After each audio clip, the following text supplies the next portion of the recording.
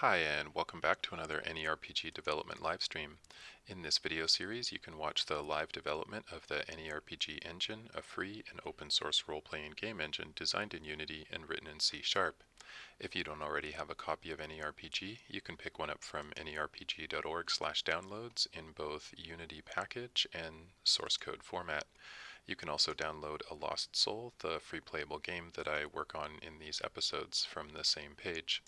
In this episode, I will be removing basically one of the last hard-coded assumptions from the engine, and that's character stats. So we're going to be adding the ability to completely customize your character stats. Up until now, the engine has had hard-coded character stats in it.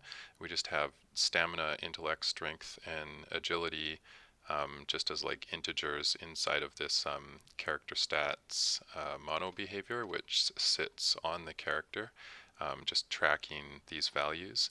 And then we're using this other object here called stat in order to track modifiers. So when we want to return or set a stat, we basically just take the base value plus all those modifiers, and the modifiers come from your gear as well as from any stat buffs or debuffs that you have on, and we're just setting it to the total of those.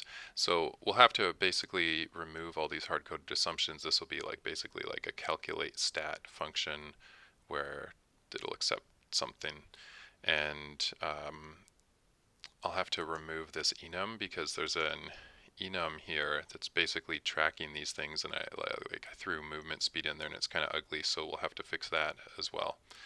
And then after that, we'll have the ability to add like charisma or wisdom or basically whatever we want. And we could even do more creative things than that, because what I want to do is I want to actually make health like a resource, just like mana or anything else, so that we could make a warlock with like a life tap ability where he actually spends the health just like you would spend any other type of resource. And then we could go a step further than that, and we could have like those Lunamechs in the Sun Temple. We could actually have like an adventure for the Lunamechs, these guys right here.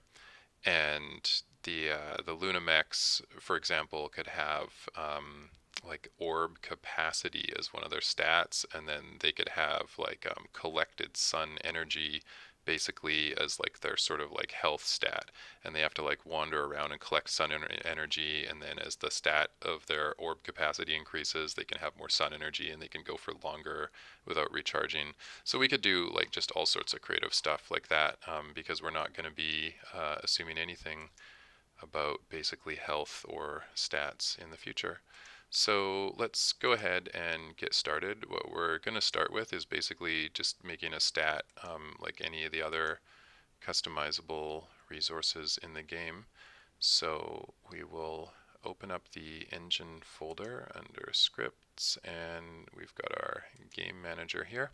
And this is where we're basically keeping track of everything, and I'm just going to copy like the simplest thing that we have here.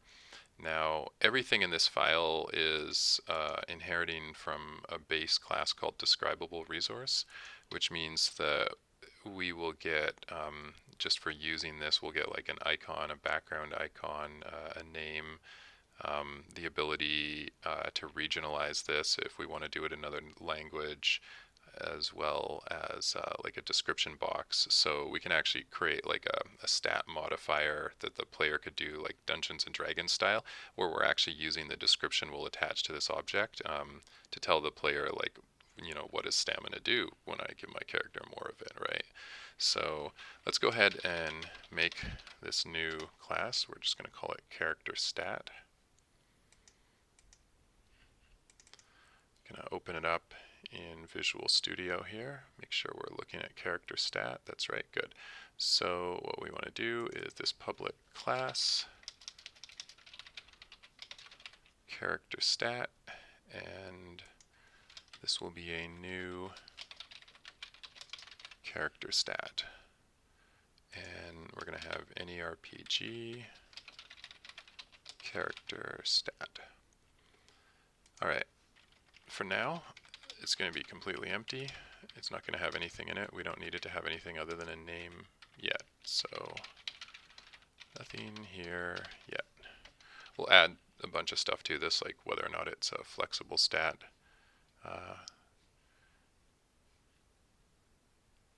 Or other things like that. So let's just let that compile then. Now everything in here is accessed through a factory, so we will need to add a resource manager, which is what we are calling our factory things here. And we'll just duplicate any old resource manager in here. They're pretty much all the same. At some point I'm going to clean this up and I'm going to make like some generic type based interface because it's starting to get a little out of hand, but for now we're just going to add one. So this will be the system CharacterStat Manager. This is our factory where we're going to get our character stats from.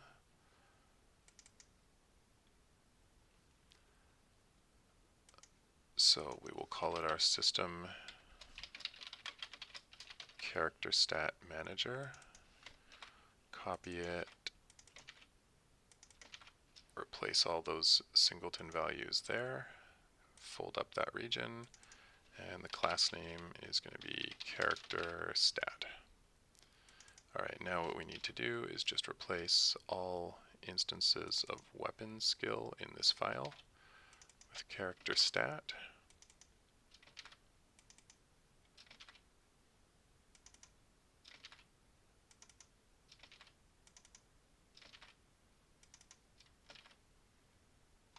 And now we are able to access this thing through our factory.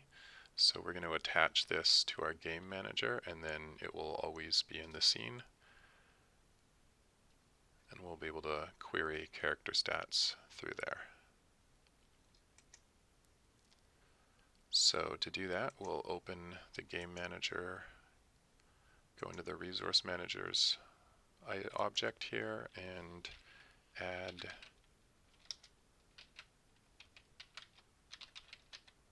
system CharacterStat Manager.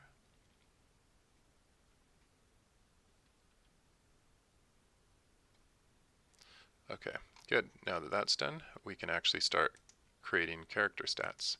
So to do that, I'm going to go add these directly into the Lost Soul Resources folder. No, I want to add them actually into a Lost Soul Shared, because these character stats are going to be part of the engine as part of the samples, and a Lost Soul Shared is basically all the redistributable Lost Soul content. So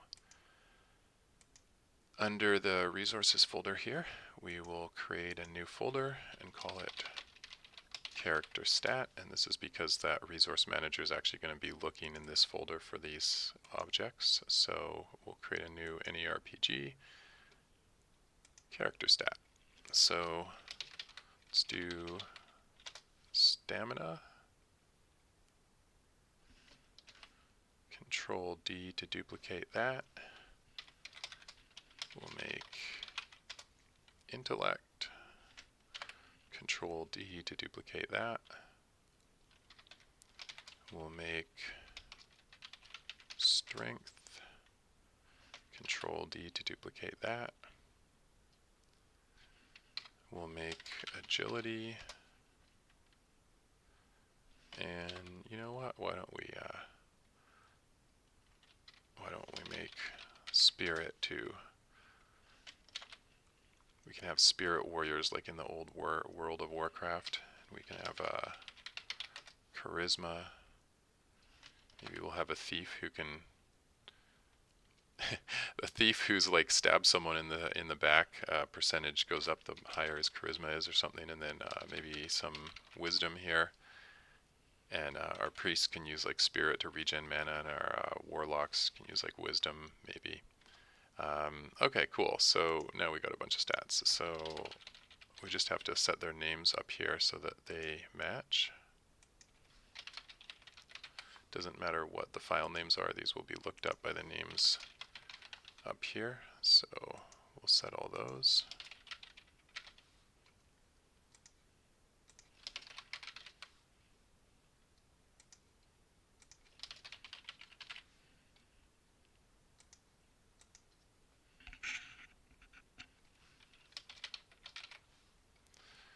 Okay, good. And we don't need to worry about the icons or anything like that for now. Yeah, so we'll just leave those descriptions empty for now. Okay, so the next thing that we need to do is we need to actually have a way to access these on our character. So let's go into the character stats.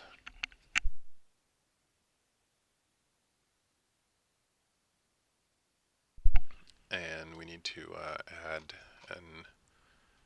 a way to track these things. So let's see, we'll make a private, and how do we want to do this? So our character needs stats. The question is, should it be a list or a dictionary? It should be a dictionary.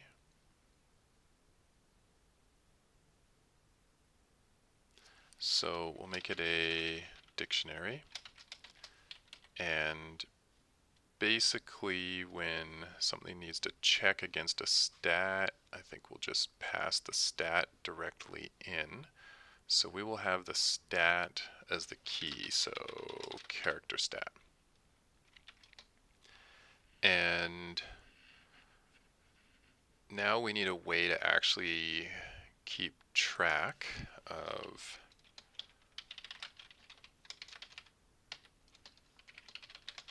the character stats. So how are we going to track the character stats? Well, interestingly enough, we already have this object right here called stat, which I'm kind of not using fully because basically I'm just using this to track modifiers, but there's no reason, since I already have this stat thing anyway, that I shouldn't be able to basically just track these current values inside of it.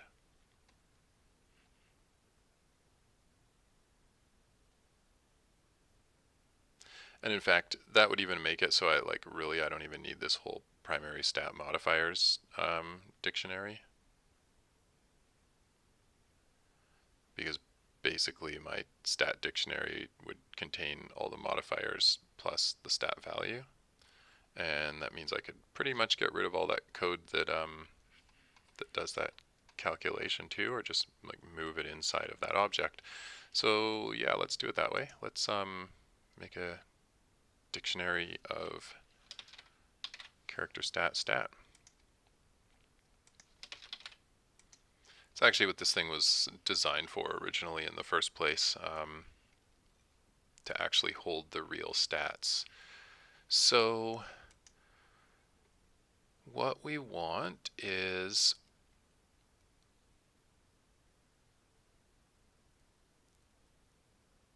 stamina right here. Let's just find all reference to this. I think we can actually call this like basically base stamina.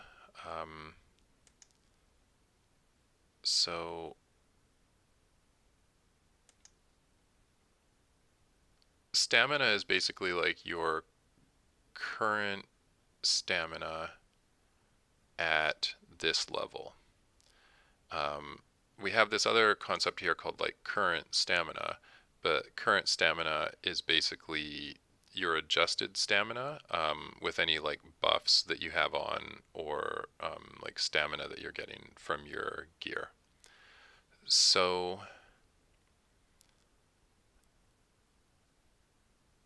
what we want to do then is we want to track basically the base value and the current value of these stats.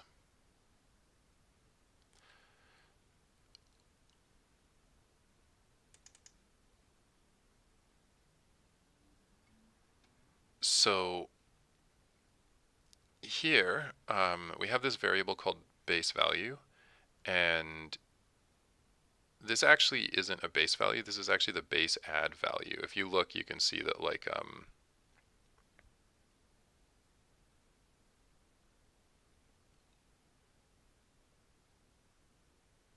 oh, you know what? Let's see. Is this even called anywhere? We have get multiply value. I think get value is get add value. Yeah, okay, so these are the add values.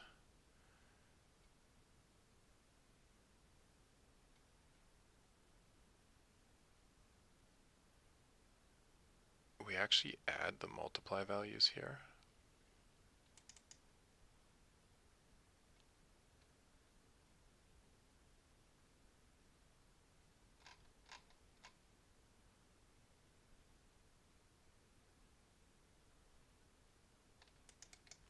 Let's find all references to that.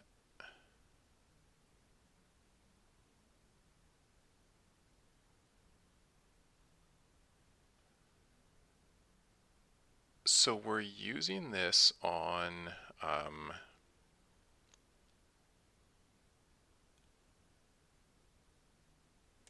let's see where we are using that.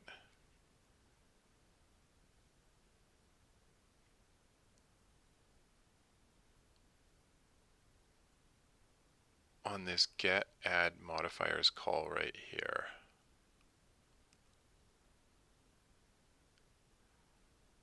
Okay.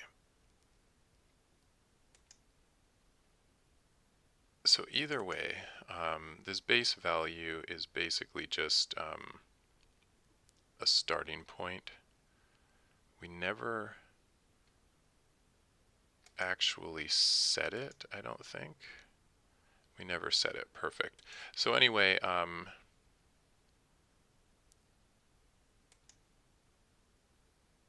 let's rename this to base add value, just to get it out of our way. Then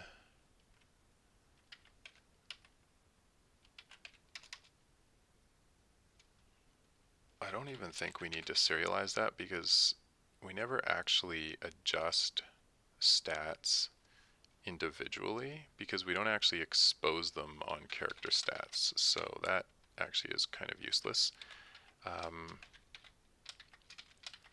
What we'll do is we need a private int base value and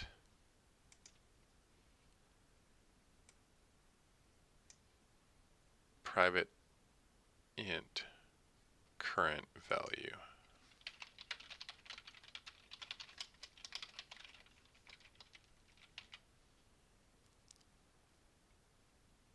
And then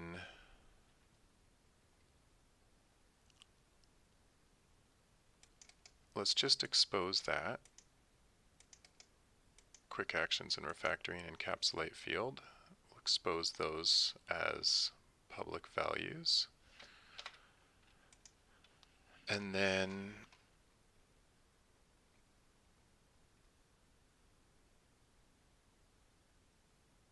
basically anywhere where we have stamina, we want to go through and instead reference the stamina character stat from this dictionary, which means that we'll have to actually create the dictionary. So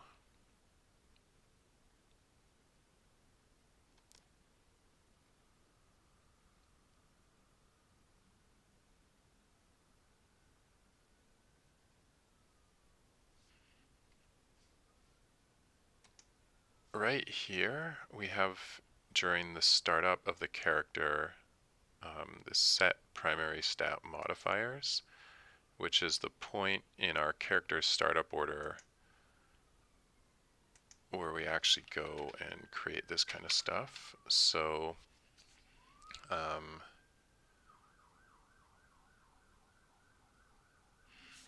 this is how we were initializing it before with this enum. So here we need to change this code, and this for each loop should be a loop through all of the values in the system CharacterStat Manager. And this is what we will use to initialize our dictionary where we're tracking these objects. So let's go ahead and add that. We will do for each, and this is CharacterStat.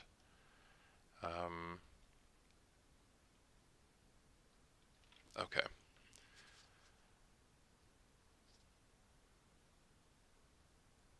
Now here, actually, here's a really good question. We don't actually want every character to get every character stat. That's going to be controlled through the character class. Some character classes can have extra stats. There's absolutely nothing wrong with that. So that means that we actually have to get this from the character class.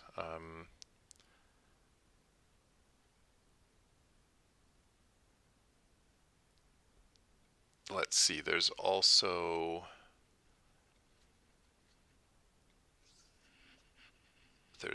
the issue of like system-wide stats. Maybe we don't want to have character classes, maybe we want system-wide stats as well. So let's start with the system-wide stats, and then let's move on to class stats. So to do that, we'll actually have to go into the game manager.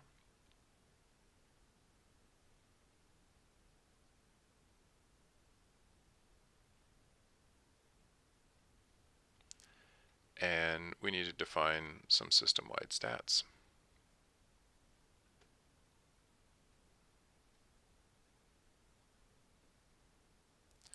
So we have this section right here called stat scaling, and this is where we're defining system-wide stat scaling per level.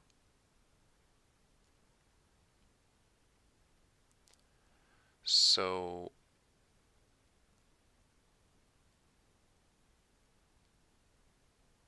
I think what we want to do here then is we still want to define the system-wide stat budget because not necessarily everybody is going to have a character class, and we need to define the stats. So instead of this hard-coded stuff right here, what we'll do is we'll replace this with some sort of serialized object that allows us to set a stat and a budget per level, and we'll actually reuse this on the character classes as well. So then none of this stuff is hard-coded. So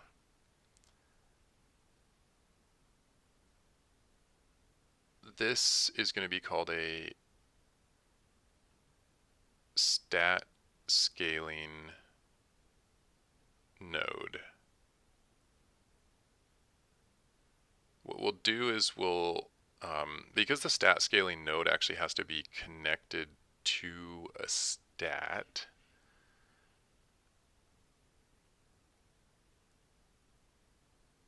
no, let's see. Actually, we can leave this here. This is fine to leave here. Yeah, these will become nodes. This will just be a generic one that will apply to all stat types. Okay, so we need to create a node. So we're going to call this new class a stat scaling node. It's just going to be a serializable class with a stat name and a budget per level. Yeah, Pretty simple. Okay, so what's going to be the best place to put that? We can put it in the System Configuration Manager, but it doesn't really seem to belong there. I think probably the character stat, because that's where we actually define these things. We'll just put it in here for now. So we'll have a system.serializable public class CharacterStat stat scaling node, and it's not going to inherit from anything, and it needs a serialized field that's going to be the private string stat name,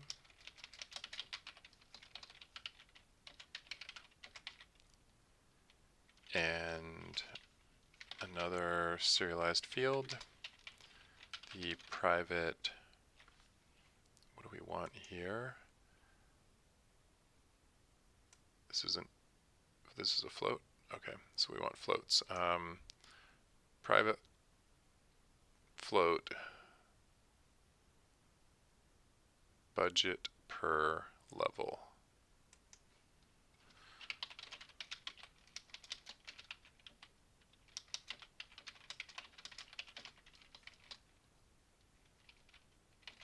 And sure, 0 by default. Okay, and then we'll expose those. Quick actions and refactoring, encapsulate field. Quick actions and refactoring, encapsulate field. And then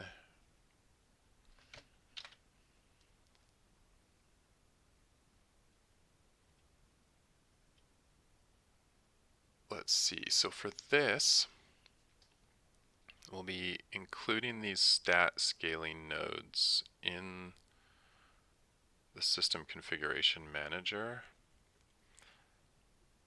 So let's go over to the System Configuration Manager.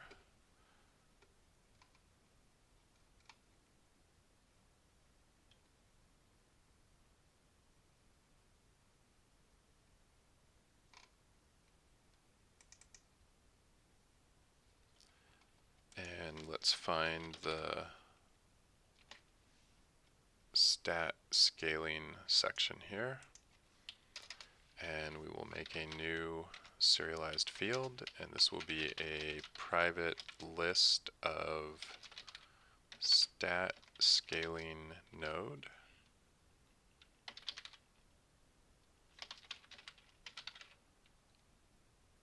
We'll just call it stat scaling, I guess, yeah. And this will be a new list of stat scaling node.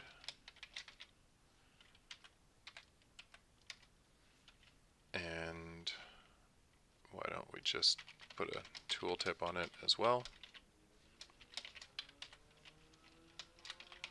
Adjust per level stat budgets, I guess, and we'll just put a tooltip on this one as well. So this is a per level stat budget that will be applied to all stats in addition to their individual budgets. Okay, looks good. And then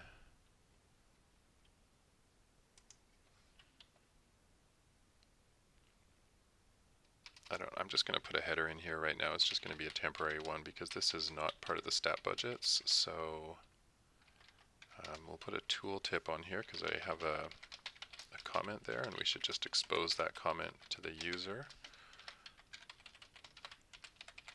And this header is just going to be called like layer for now.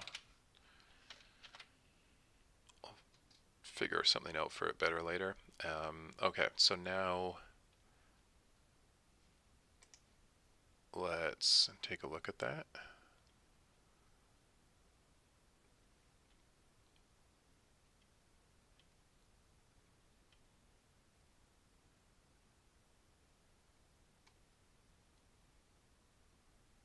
Okay, good. So stat scaling.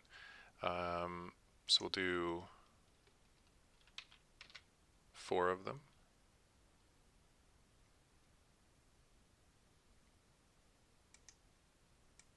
So we'll start with stamina.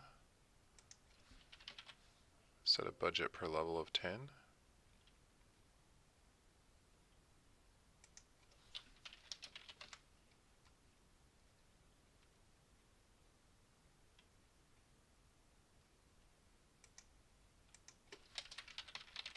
We'll do agility.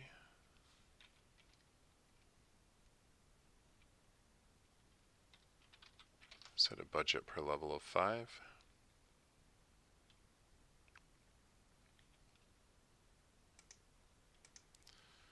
We will do strength.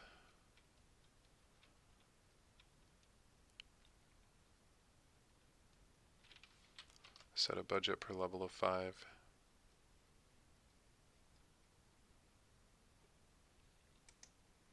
And then we will do intellect.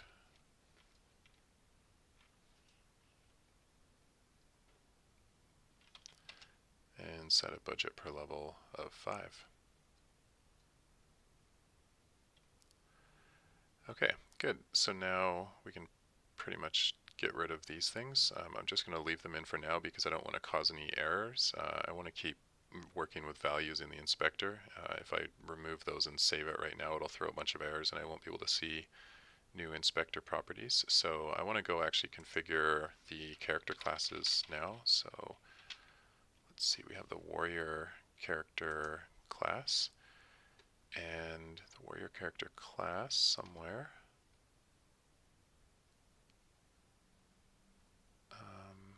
Let's see, he's got abilities, he's got traits, he's got armor classes, he's got weapon skills. Right here, stamina per level, perfect. Okay, so we'll do the exact same thing in here. We'll put in stat scaling and remove these hard-coded things here.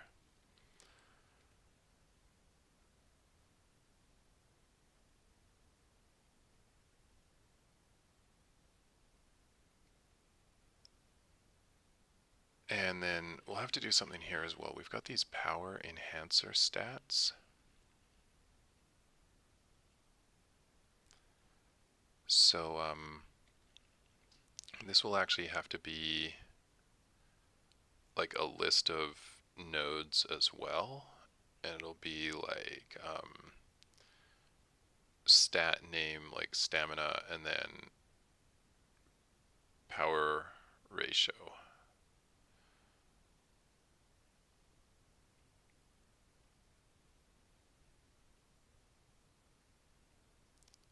And then we'll have to do the same thing, something similar here, like stat name, stamina, and then like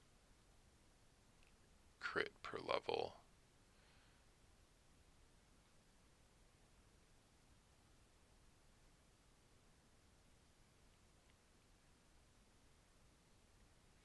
Yeah, I was just thinking, I wonder if I could actually like have like the power and the crit and something as like a different type of array, but I think I'll leave that alone for now. Okay, so let's start with this part right here. So we need stat scaling. So we're going to go into the character class here. And what are we looking for? The heading we're looking for is agility, stamina per level. So stamina per level.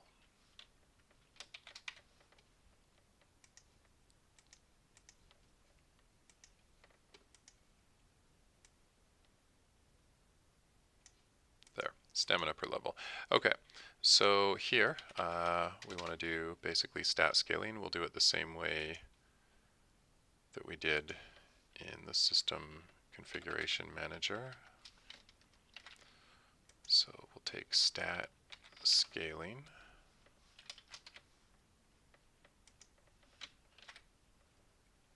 And we'll want to expose this as well. So encapsulate it, and then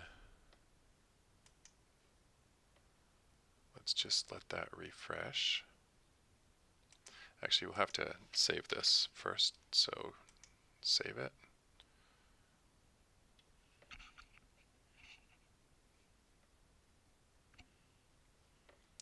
Just let that compile again.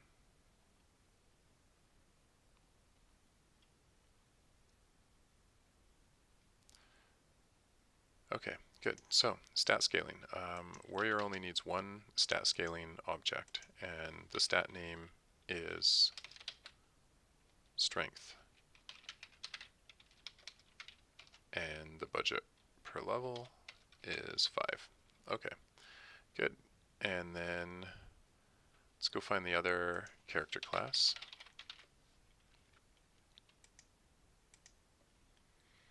So the Ranger character class gets 5 agility per level. The Fighter character class also gets 5 agility per level.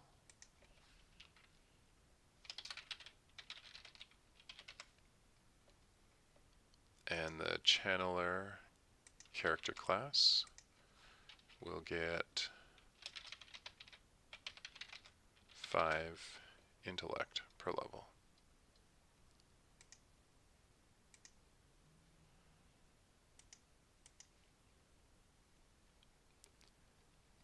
Okay, that's good for the stat scaling. Now, let's see here.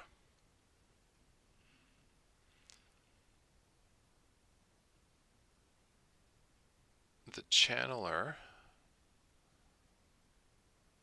generates mana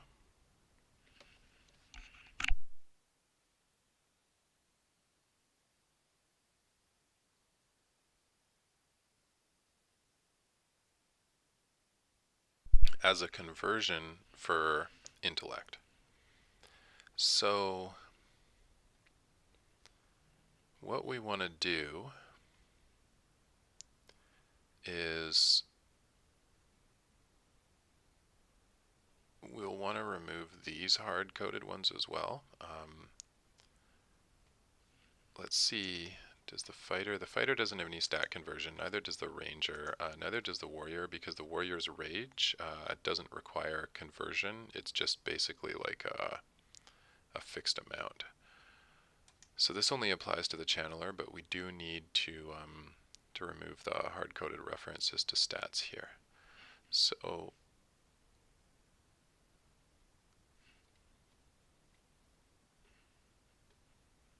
let's go ahead and do that. And actually,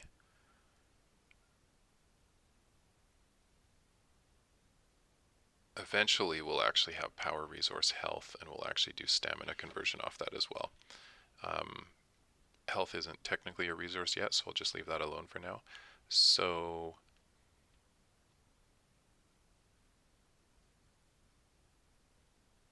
we need to create a display node for this. So let's just go into that character class here and find these stat conversion nodes and make another type of subnode for it.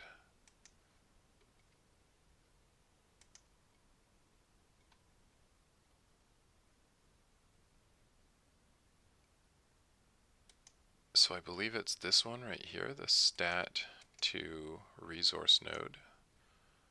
So we'll go to the definition of that. Here we go. And so this is a stat to resource node. I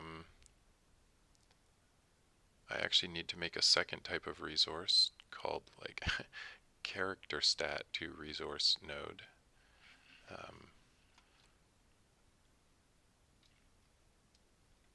So we'll make a new system.serializable, and this will be public class CharacterStat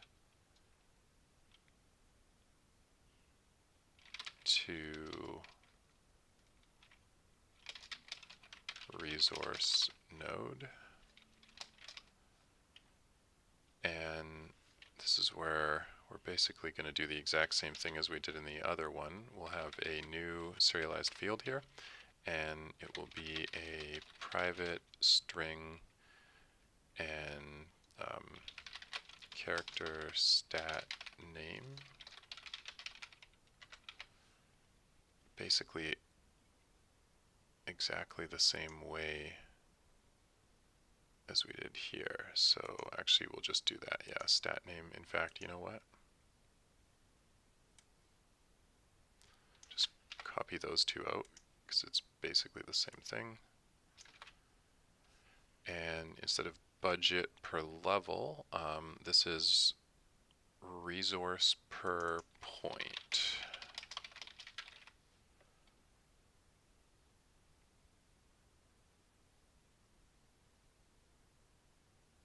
Okay, I think that makes sense. Let's quick actions and refactoring and encapsulate that, and then quick actions and refactoring and encapsulate that. We'll save it. And so now we have CharacterStat to resource nodes. So here, instead of these ones, and actually, in fact, let's move that tooltip up there. So here's our resource per point.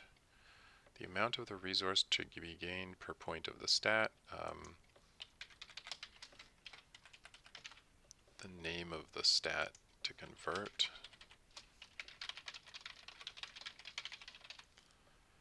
Okay, and then this here will need to be a list. So this will have to be a serialized field, and it's a private list of CharacterStat to resource node. And what do we want to call this again? Resource per strength point. So let's call it stat conversion. Yeah, that should be okay. So this will be a new list of CharacterStat to resource node. And we'll add a tooltip for that as well, letting the user know that list of stats to list of stats that will contribute to this resource, because we're in a resource when we do this.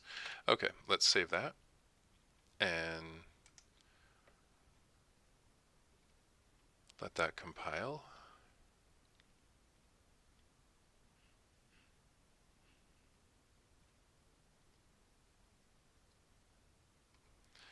Okay, good. So now we can go stat conversion, and basically we're going to have one stat conversion, and the stat name will be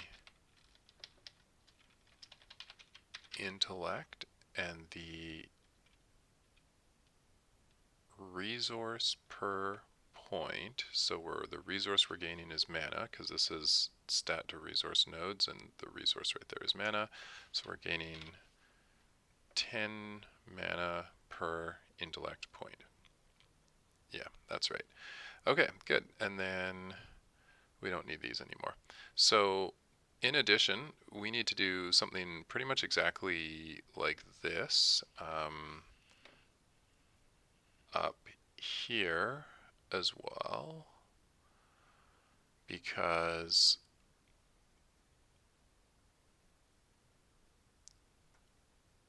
we need stat to power ratio nodes. So I can say, what is this? I need to put a tooltip on that, but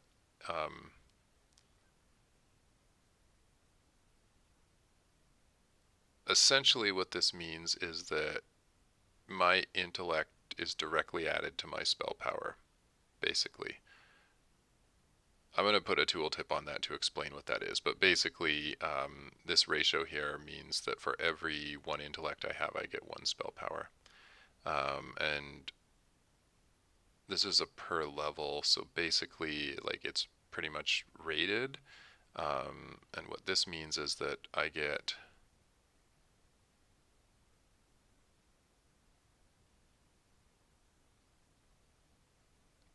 every level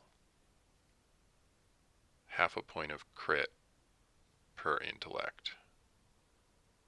Yeah, I'll need to explain that one a little better too. Okay, so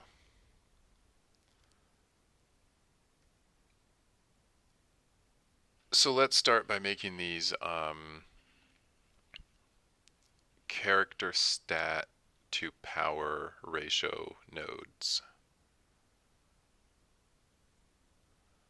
And I think we'll just copy this this other type of node basically.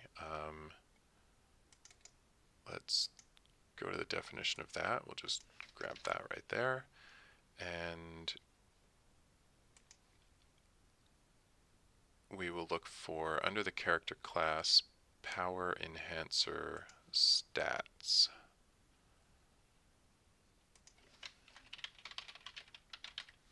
Which is a list of power enhancer nodes. So we'll go to the definition of that here. So basically we have power enhancer nodes, and now we need a character stat to power node.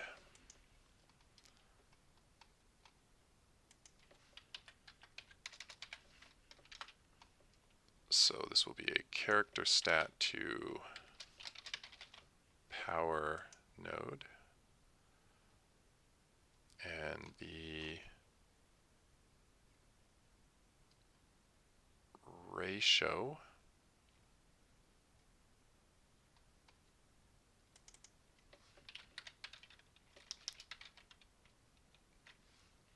and this isn't a per level, this is basically like a permanent thing. So the ratio, the stat is multiplied by this amount when converting it to power.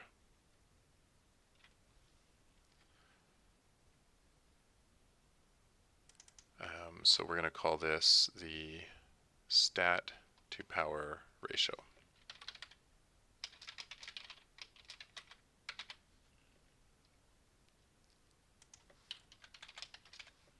And we will right click on that, quick actions and refactoring, and encapsulate it.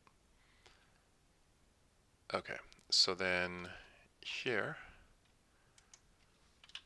we need a list, so we'll add a new serialized field, and this will be a private list of, what did we call these things? Character stat to power node.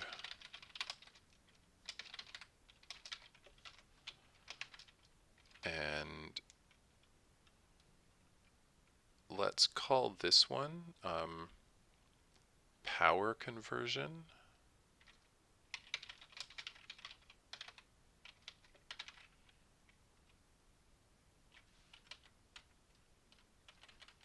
How about, you know what, how about stat to power conversion?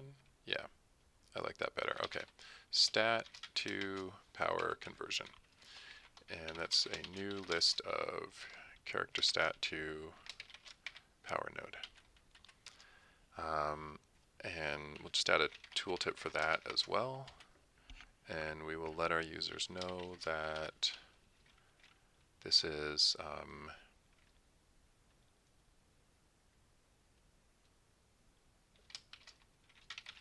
convert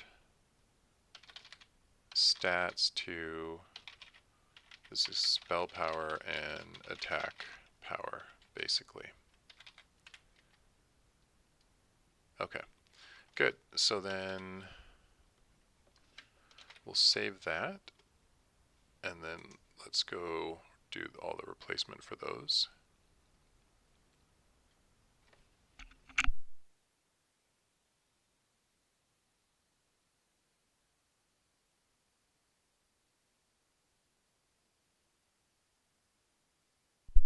Okay, so then here we go. We have stat to power conversion. So this is the channeler we're looking at right now. And he only has one stat to power conversion. He gets intellect converted to power at a ratio of 1 intellect per spell power. Okay, that looks good. And then we want to do the same thing for the fighter. The fighter gets 0.5 agility to power, and this is because fighters get their weapon damage added, so they get less raw power because channelers, when you're casting spells, don't benefit from like their attack damage off their staff, so they actually need a higher power ratio. So we'll do stat to power conversion. The stat name for this guy is agility, and the stat to power ratio is 0.5. Then we'll do the ranger, and our ranger also gets agility. So stat to power conversion, stat name agility, stat to power ratio 0.5, and finally the warrior, and the warrior gets strength. So stat to power conversion, stat name strength, stat to power ratio 0.5. Good, so now I can get rid of all those. I'm not going to yet though, because that'll just cause a bunch of like warnings here. We don't want those quite yet. First we want to manage the stat to crit ratings, basically. Let's see if I can come up with a better description for how that works. So if we look at agility, you know what? Let's do agility to crit per level. And we find all references to that. We end up with this property, which is where we're actually using this. So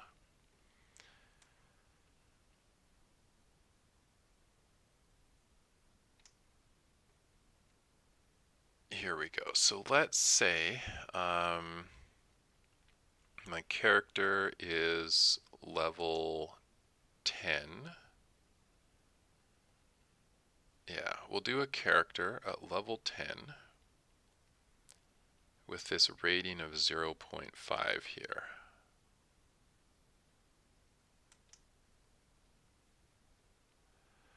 So essentially, at level 10, a ranger, or what are we looking at? Fighter? Warrior. We're looking at a warrior. Okay. At level 10, a warrior would have 5 agility per level, so he would have 50 agility. So what this would do is it would take the 50 agility, it would divide it by his level 10, and we would get a value of 5. We would then take that value of 5 and multiply it by the agility to crit per level, which would result, since it's 0.5, in basically him having 2.5 crit. Now, how that would work with a fighter is our fighter gets the same agility to crit per level rating, but the fighter will have, at level 10, 100 agility, because he gets a bonus of 5 agility per level. So then with 100 agility, divided by the level of 10. His rating is, like, his rated value basically is 10. So we're going to multiply that by 0.5, giving him a base crit of 5. So let's see if there's a good way to express that here. Because essentially, we're not exposing the fact that this rating is like your stat over your level. And what this means is that this rating pretty much exists because at any given level, you're expected to have roughly like a base value of like 5 of every stat. And so if you have gear that doubles that value, it should basically double your power. But as you grow in power over time, like that gear will contribute 5 agility, and your natural agility might be like 20. So by dividing it by your level, it basically requires you to have more powerful gear to keep the same rating over time.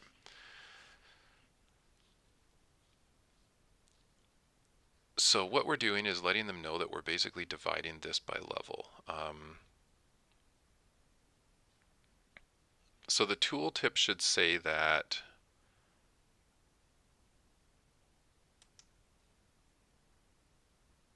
the stat will be divided by the character's level and then multiplied by this value.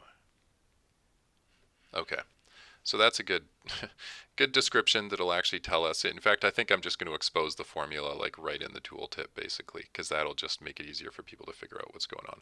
So okay, so we need nodes. We need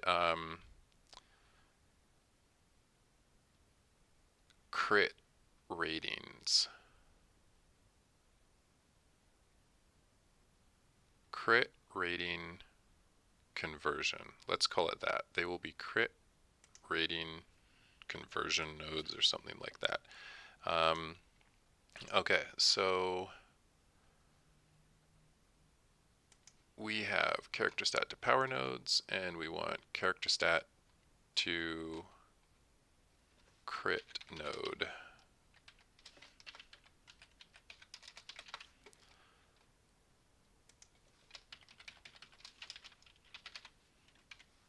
So the name of the stat to convert, and then we're just going to basically expose that whole formula.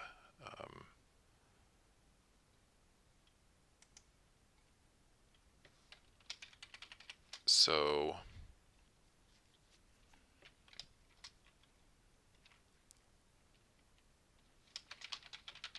the crit chance is at any level is equal to this value multiplied by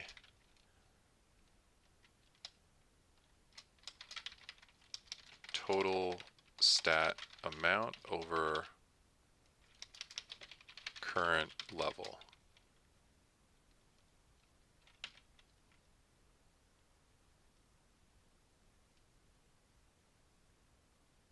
Yeah. Okay, good. So we'll save that, and then this CharacterStat to crit node, we're going to give it a nice name, call it stat to crit rating, I guess.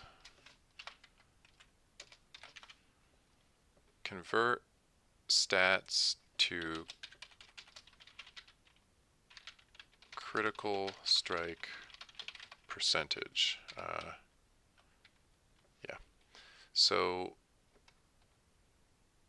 we'll grab the CharacterStat to crit node, pop it in there, and stat to crit, how about crit rating conversion?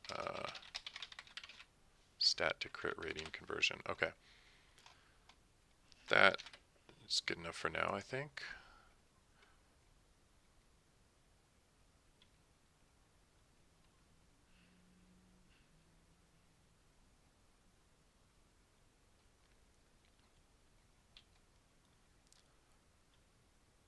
Okay, so we got our power ratios. We get 0.5. You know what? Let's do this from the top so I don't miss any of these. So 0.5 intellect per crit per level. So one node converting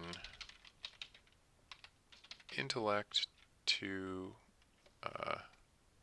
that should not say stat to power ratio, that should say stat to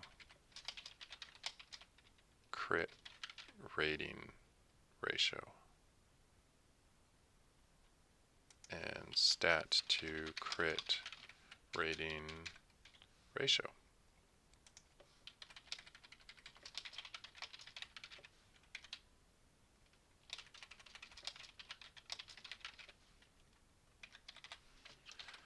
Okay, let's save that.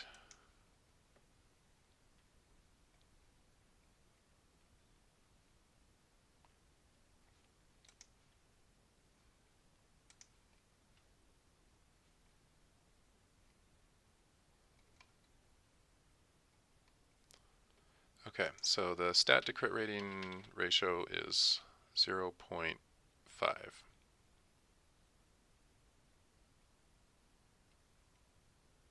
The crit chance at any level is equal to this value multiplied this value. Yeah, that's right, this value, 0.5. Okay, this value multiplied by total stat amount, which is intellect over current level. Yeah, okay, that looks good. This explains exactly what it does, because it's not necessarily obvious how things are rated.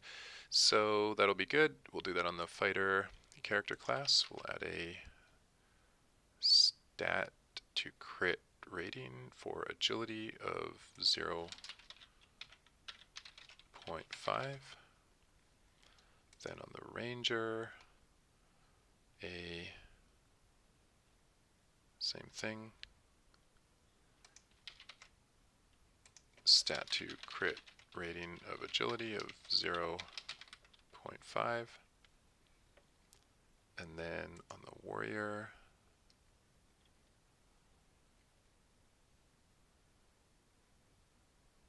same thing. He also gets his crit from agility, so stat to crit rating for agility of 0.5.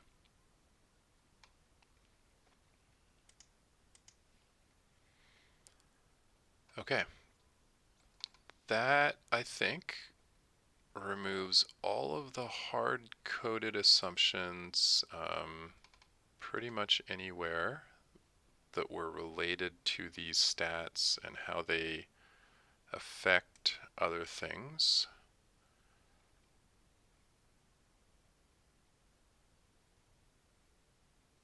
So let's go ahead and start making references to these new things that we've put in place. Okay, to do that, now we can go back to where we started with this whole thing in the CharacterStats class, and we needed to look through two lists first. So first we needed to look through the system defined stat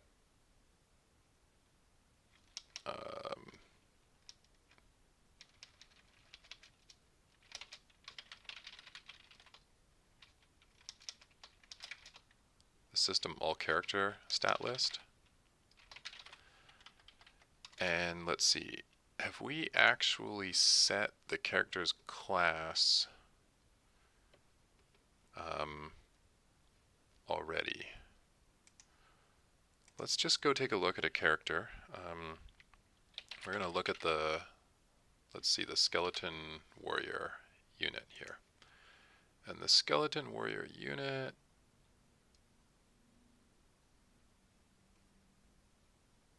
does not set his character class on the stats. That's actually on, just a second, where is he? Right here. On the skeleton, which is actually the AI character class. So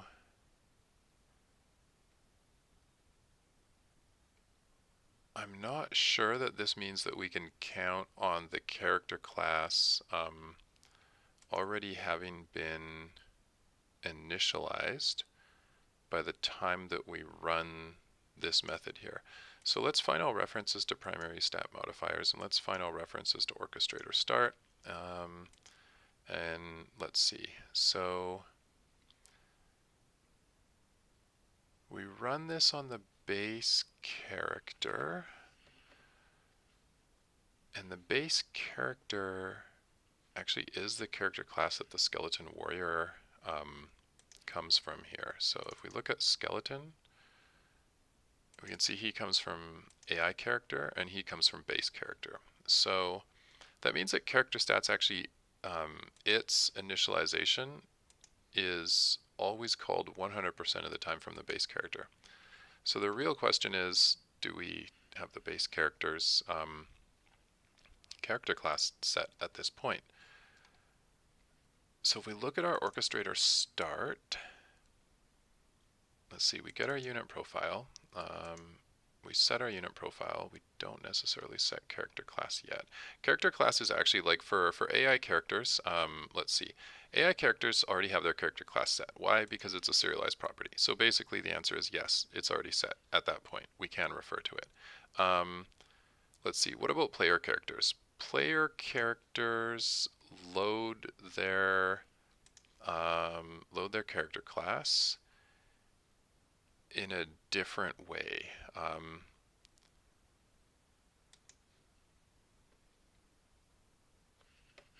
Player characters have their character class set as part of their, like, basically their like load saved game. So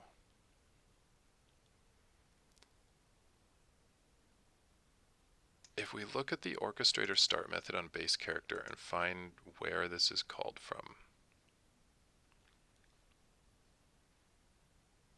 Actually, just a second. Let's see. Orchestrator start common. Does that only has one? Okay, entry point. Good. So we want to find all references to orchestrator start.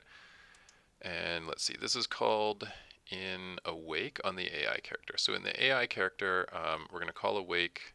It's going to call orchestrator start, and it's going to orchestrate the rest of the startup. So that's fine. What about player characters?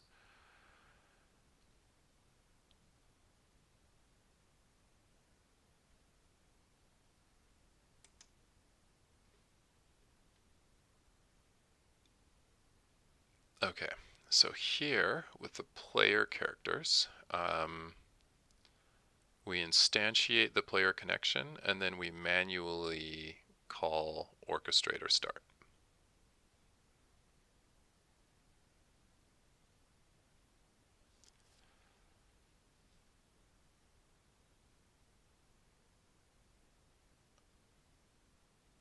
So basically that means that the only way for this code, whichever code we're looking for here, where is it?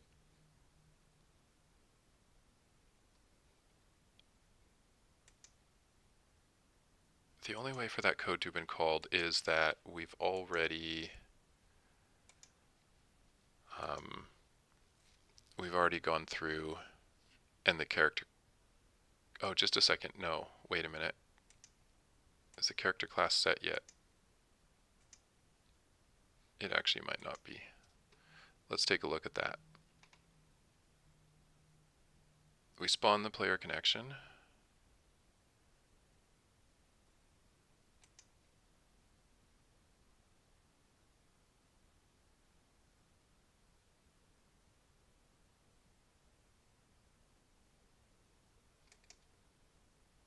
Let's find all references to that. Character class is not set yet on the player. Okay, let's see here, because basically, here it is. When we load a new game, and that's including, basically this is the same code for a new game, it'll just be passed in with an empty AnyRPG save data object. right here, we set character class. Okay, so basically, for an AI character, character class is already set. For a player character, character class is not yet set when that orchestration method gets called. So what'll happen basically is the player will just get the initial set of like system stuff, then we'll set the character class here, at which point it will do all the calculations and figure out what kind of resources he needs based on his new class. So this means that I got some red line here showing me that I've got an issue with here. Perfect.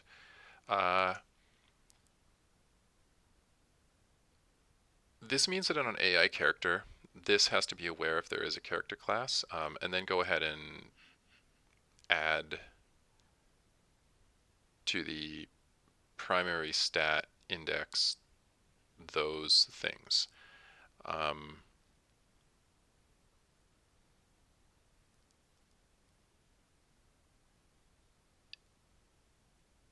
Let's see, it also means for the player, what we'll need to do is when we set the character class, we'll have to add a second basically method, like for the player, to basically go through and based on his character class, add those things to the dictionary. So why don't we put that method, we'll just put in a new method for now. So this is going to be a public void add character class modifiers, and we will be accepting a character class,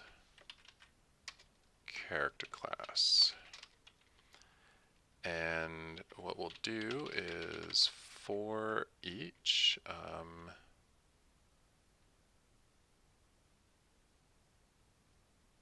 what do we got to do? We actually got to go through the character class and then figure out what stats he gets.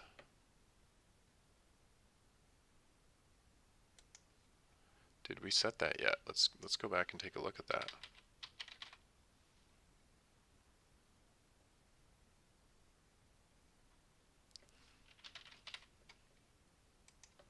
So if we look at our warrior character class here, we are not yet defining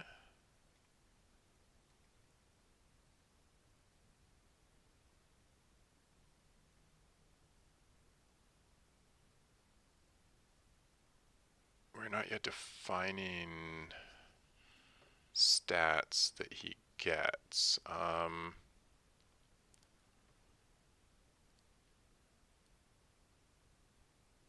So there's kind of two ways that we could deal with this.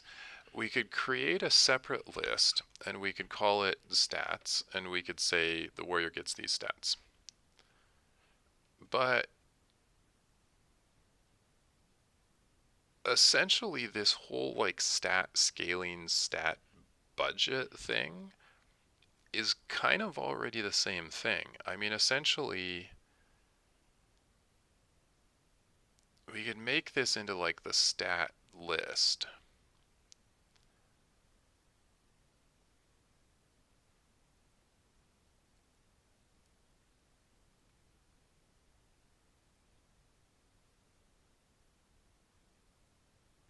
And basically, like if you wanted a stat that didn't get any auto budget per level, you could just put in a budget per level of like 0.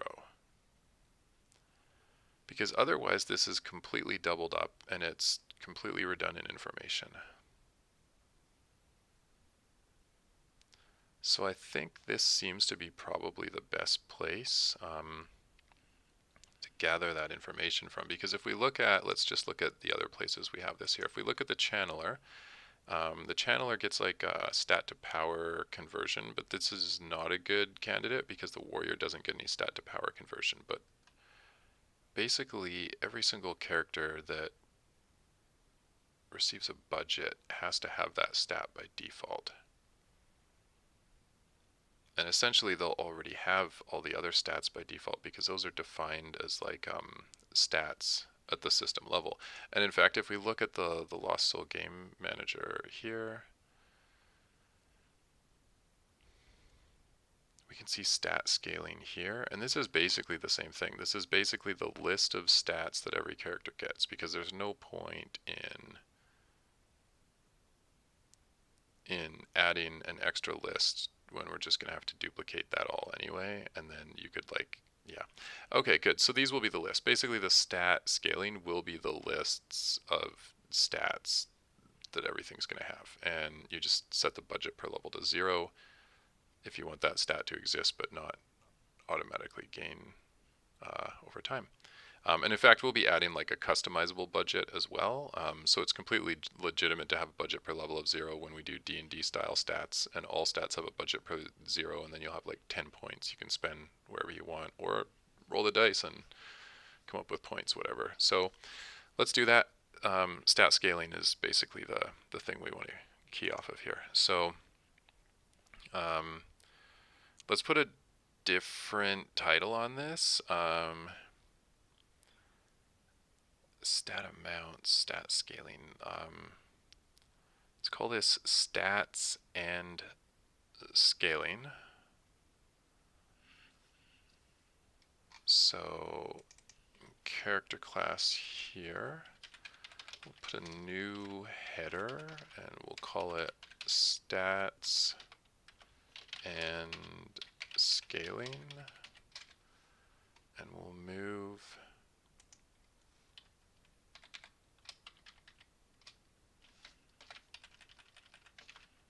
these. And basically, instead of calling that like adjust per level stat budgets,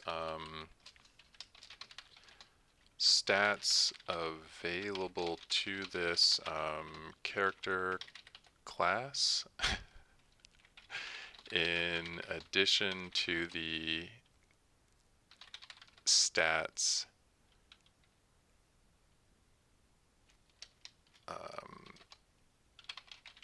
defined at the system level that all characters use.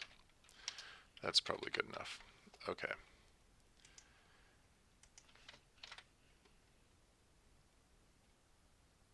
And I don't know if stat scaling is the best thing, but you know what? I think it's fine for now. If I could change the name of that as long as I put formerly serialized as, I won't lose all the data in it. Let's let that compile and just see how that looks.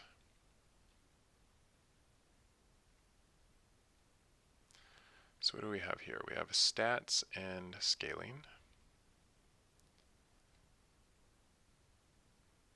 Yeah, you know what? I'm going to do a formerly serialized as, and I'm going to change the name of that to primary stats, character stats. I think primary stats is good. Okay, so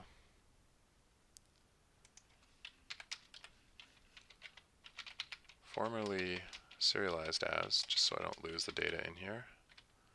Formerly serialized as stat scaling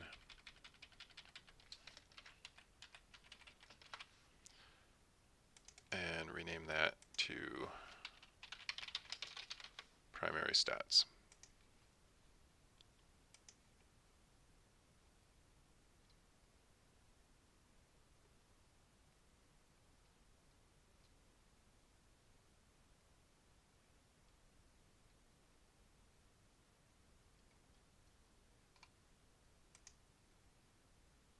Okay, good. I didn't lose it. Awesome. So stats and scaling, primary stats, and then stat amounts here. I'm going to change that heading because this is basically like stat conversion. Yeah. So we'll change that to stat conversion.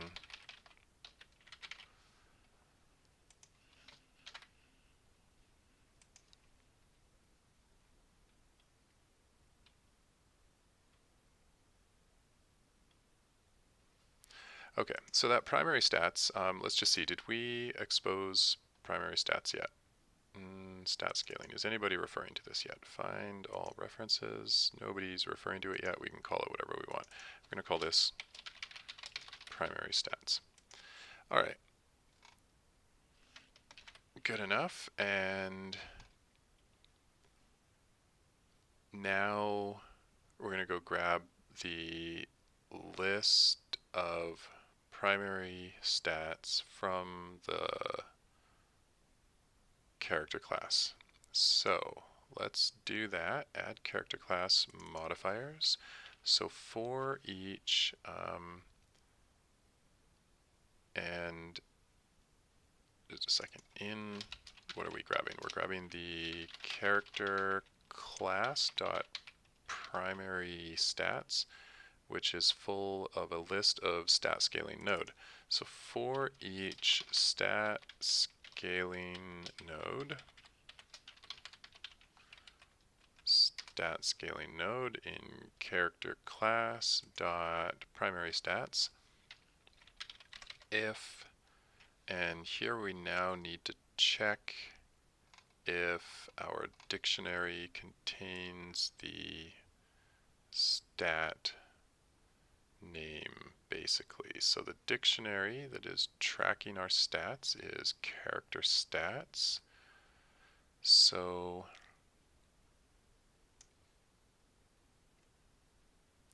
honestly, I think I'm going to do this as a string. Yeah, this is going to be a string. Because basically string lookups are incredibly efficient, and every single place that we're going to be looking this up, it's stored as a string. So we might as well access it as a string. Okay, so in this case,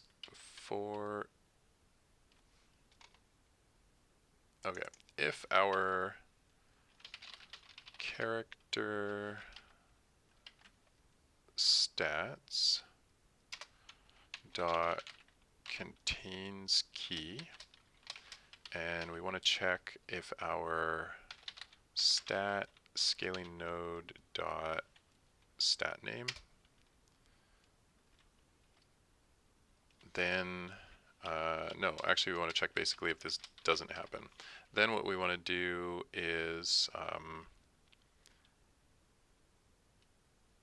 character stats dot add, and we'll be adding the stat scaling node dot stat name as the key, and the value will be a new stat. Okay, good. So basically this will go through and add all those. All right, so then we do some subscriptions here. And we're going to have to deal with these. Let's start though by first doing the system defined ones down here. So here we'll be looking through the system configuration manager .myInstance. What did we call this thing again? I think we just haven't exposed stat scaling yet. No. Okay. So let's change this tooltip.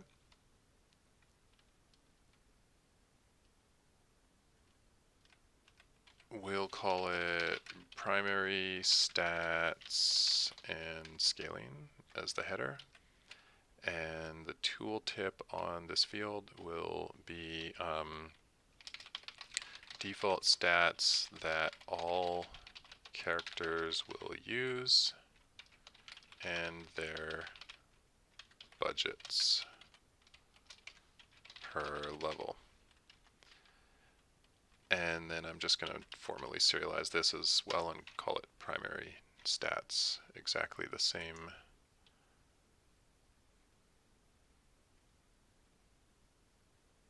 way that we did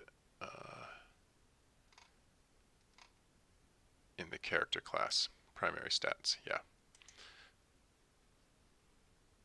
So formally serialized as stat scaling and call it primary stats.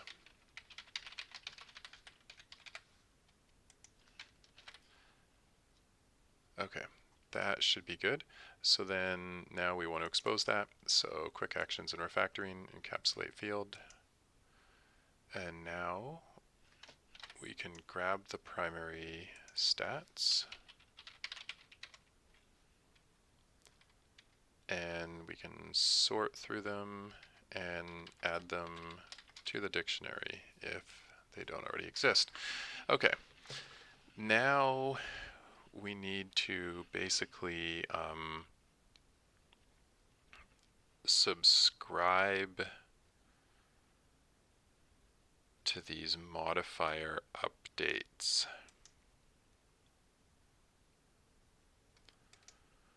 Let's figure out what we're going to do about that. So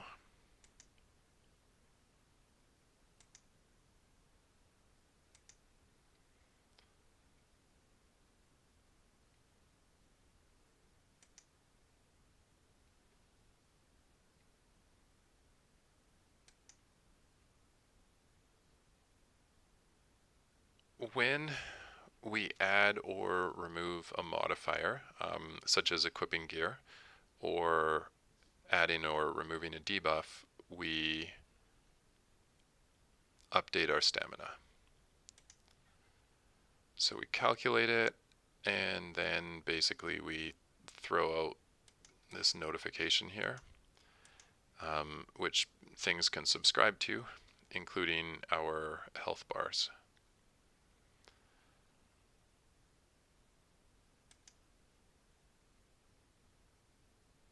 So since we're removing stamina as like a hard-coded thing in the game, this calculate stamina call can happen, I think, inside the stat.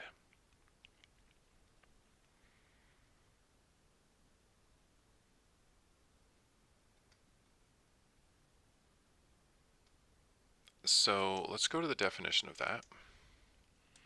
These are the calculations. We're going to be keeping track of basically the base value of these stats inside of the actual stat thing. So here's base value, current value.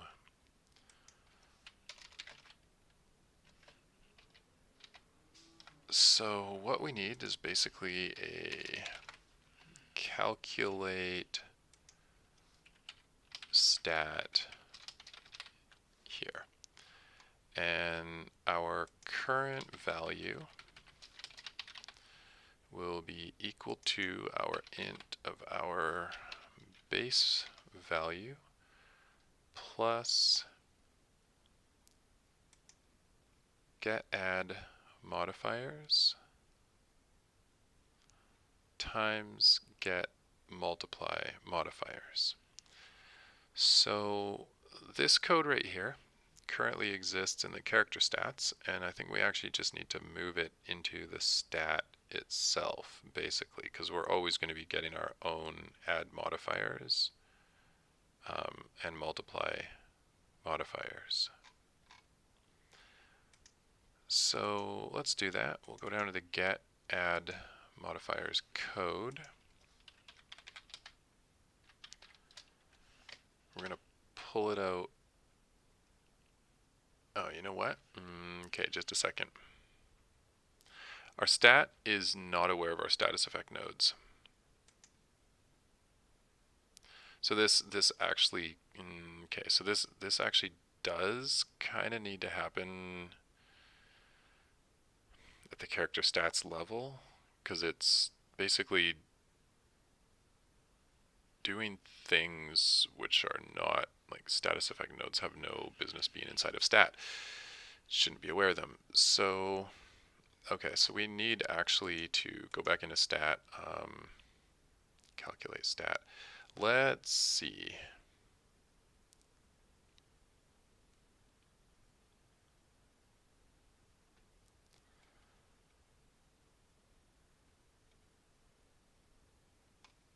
calling on modifier update. Where are we calling it from? We're calling it a bunch of places right here. CharacterStats is going to get informed that this thing has updated.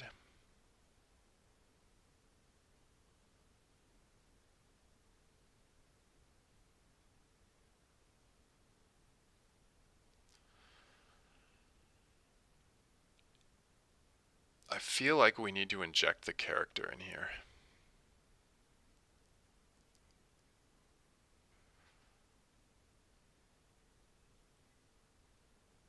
If we, let's see, if we inject the character in here,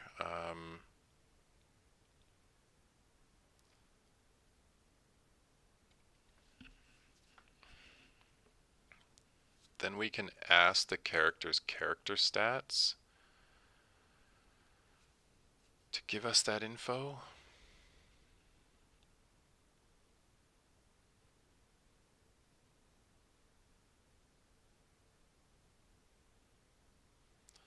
But I think actually what might be better is just actually to maybe keep this method in character stats.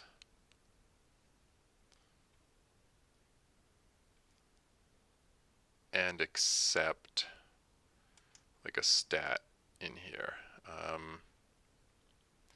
Yeah, let's do that instead. Let's move calculate stat, just to keep things simple, out into character stats.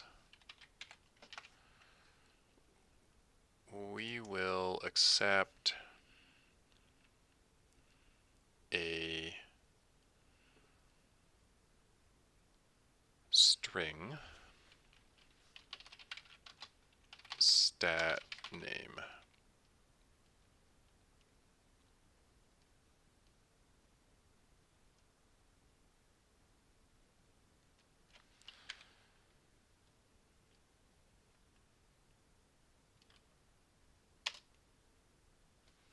So if our stat primary,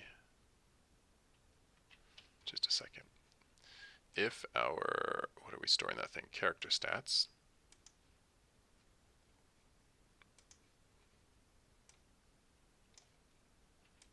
Is that character stats? Yeah, okay, there we go, that's better. If character stats dot contains key, because we only do this basically, otherwise we'll get like an error, stat name, then we know that we've got that stat. Then what we want to do is set our character stats stat name dot current value, good, equals int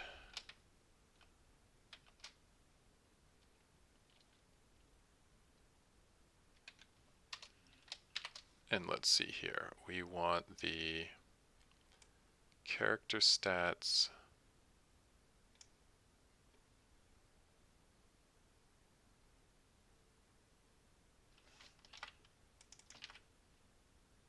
stat name base value plus get add modifiers. Now here we'll have to make some changes basically because we can't send in a stat buff type, we have to send in a string.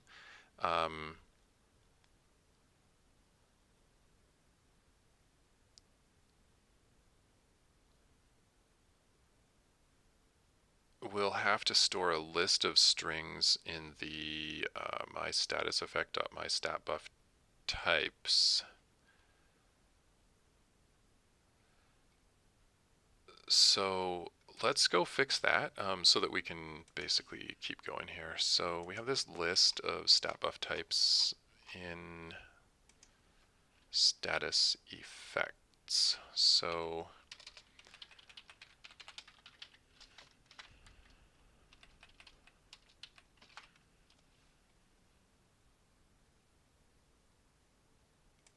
we'll just call this stat buff type names for now. And this will be a list of string.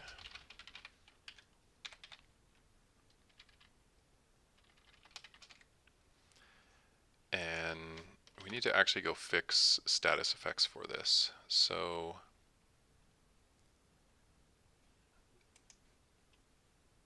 let's go take a look at some status effects.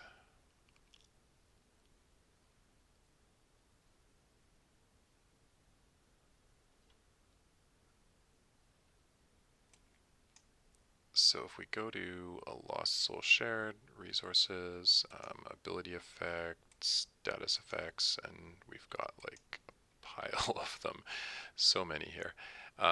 Okay, so basically, let's see, pretty much, so this is blessing of the makers. So what we want to do here is say blessing of the makers increases stamina, strength, agility, and intellect. Now, movement speed is not a primary status character stat anymore. It's like more like a secondary stat. It's actually a mechanic in the engine. So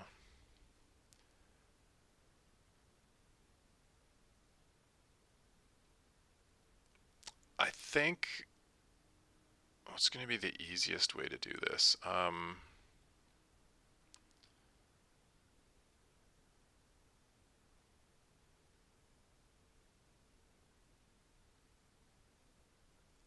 I think I'm just going to add like a checkbox that basically says like buff movement speed as well.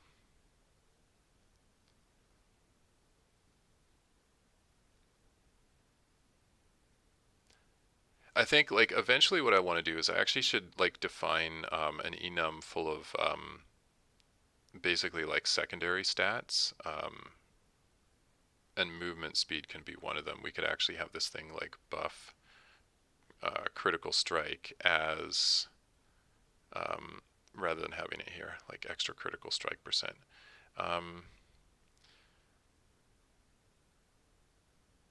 But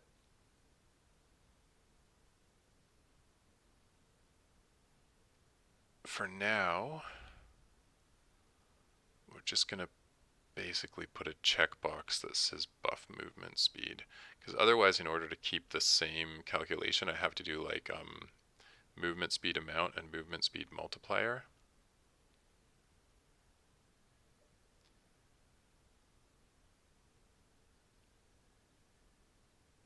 I need to check actually how this code is applied, because that even might be more efficient. Because if I'm just basically...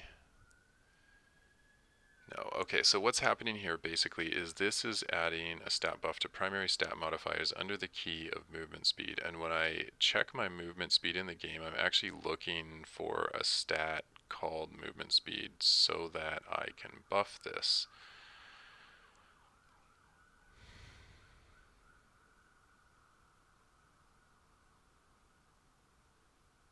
So I need to actually handle movement speed not on the primary stat modifiers.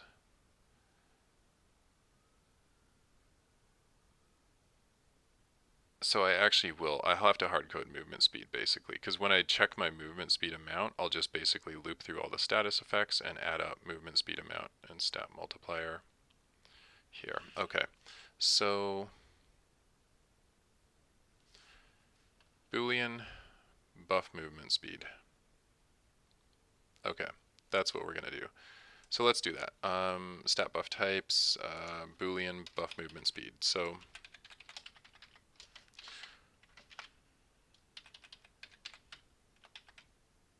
protected bool buff movement speed equals false by default.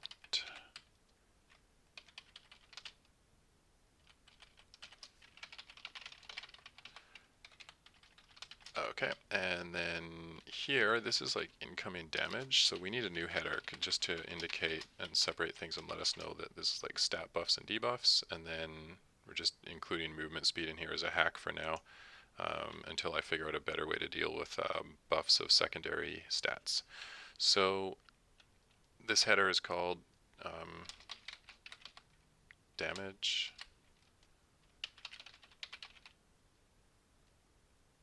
adjustments, and then we'll add another one down here for speed adjustments.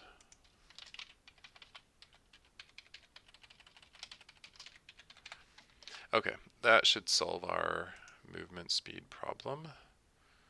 Let's just let that refresh.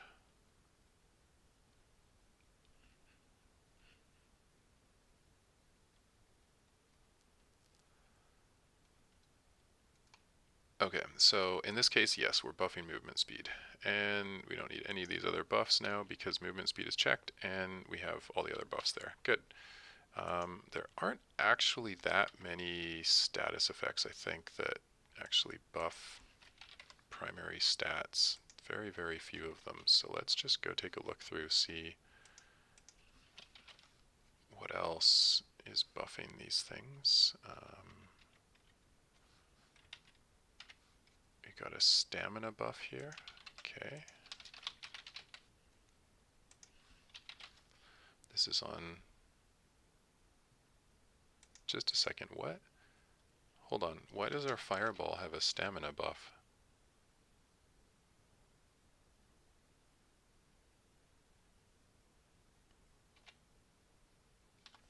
Yeah, so our fireball does not need a stamina buff. In fact, this isn't even, yeah, that's really odd. Okay. That must have been like a copy and paste issue at some point. Full of ham needs a stamina buff. That's right. So this is when we eat, we get like one of these nice food buffs. And increased agility obviously needs to increase the agility of the player.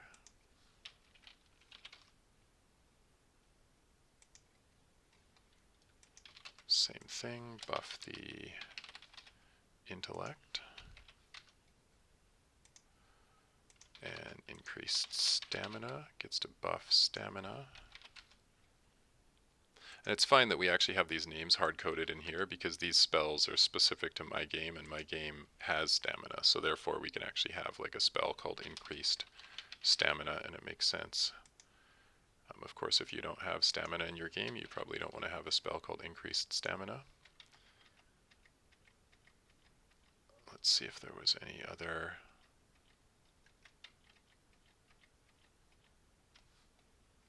tendon shot debuffs the movement speed because multipliers can go downwards as well. Actually, we need just check buff movement speed there because that's a hard-coded effect now. And let's see, water shield also slows movement speed, so just check buff movement speed. And weakness decreases all stats, so stamina, strength, intellect, and agility.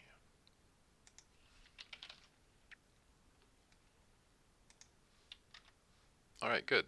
So let's see. No other buffs there. Poison Cloud doesn't debuff anything. Your mount increases your movement speed by 20. See, both of these are the same, I think. Yeah, so we'll do movement speed increases on both of the mount. Pet doesn't do anything. Pet control doesn't do anything. I don't think your taunt actually adjusts any stats. No. Shield flash doesn't either. Okay, good. And let's see, traits.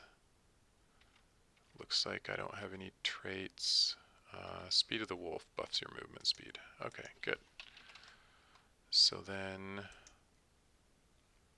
perfect. Okay, so that's done. So now I can basically remove the stat buff types, enum, from the status effect. So we will remove that enum and save that. And then here we can now call get add modifiers with the string, which is the stat name. And we'll call get multiply modifiers with the string, which is also the stat name. And then in get add modifiers, we will accept the string stat name. And let's see, my stat buff types. Okay, so we still need to go fix that. So let's go to the definition here and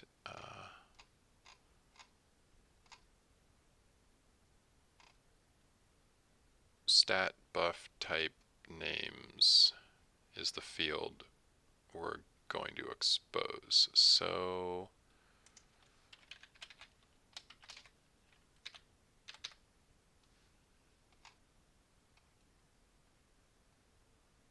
we'll right click on that, quick actions and refactoring, encapsulate it, just change that back to protected so everything else has access to it, and then go down and fix it because it made it protected, so we need to make it public. Okay, good. So stat buff type names is now a list that we can key off of. Perfect. So now we can go back and we can refer to that. So this should say stat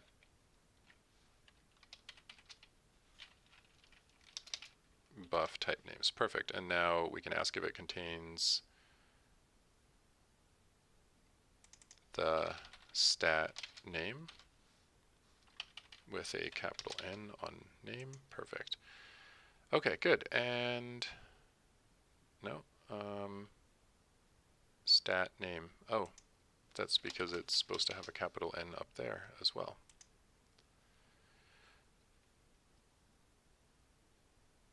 Okay, that's good. And then if primary stat modifiers dot contains key. Okay.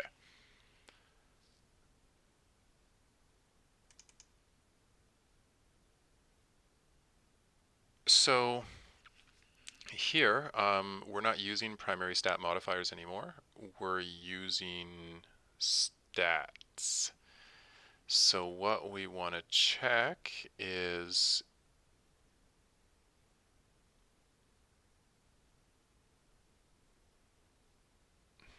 let's see.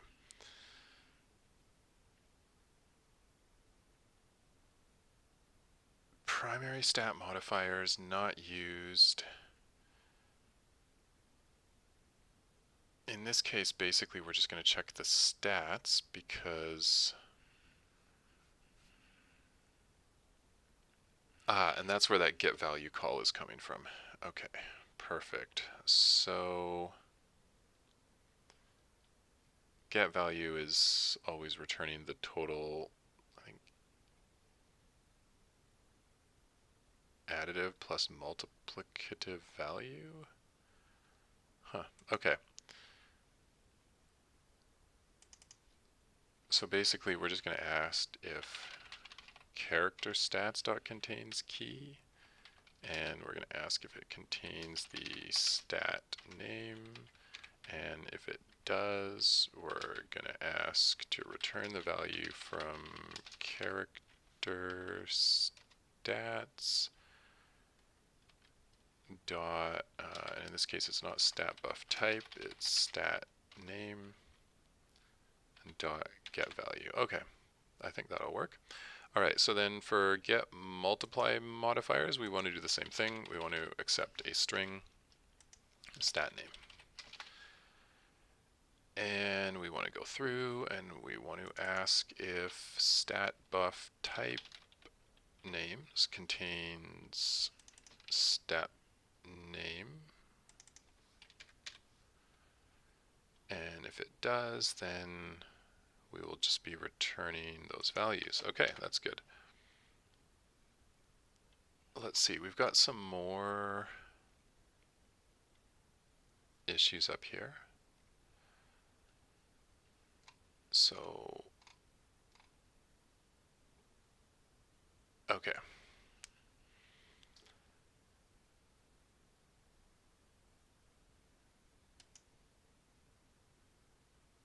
Here,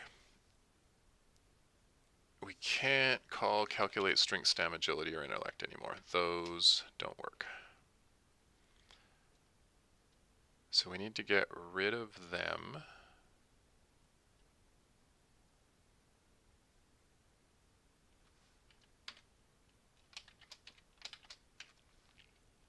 So for run speed, now get add modifiers only works on primary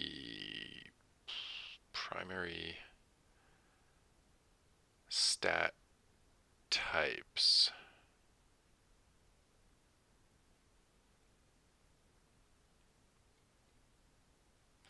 I'm going to leave that one alone for now and come back to it.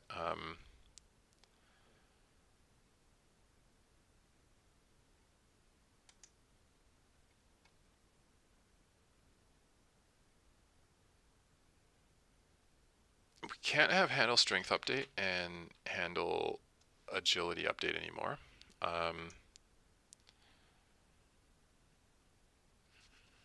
So let's make a public virtual void handle stat update string stat name and calculate stat, sending in the stat name. Then we can get rid of those.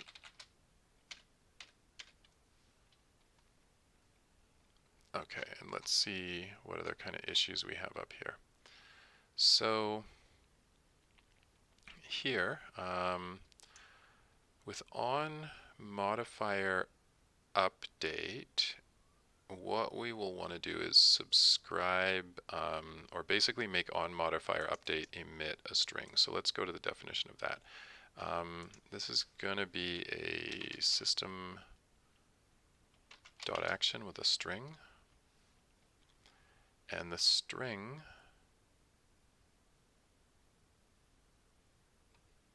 wow, we don't actually store the stat name. we need to be able to do that.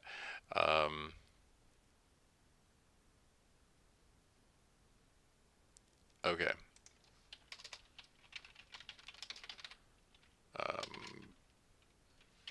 So we need to make an initializer here.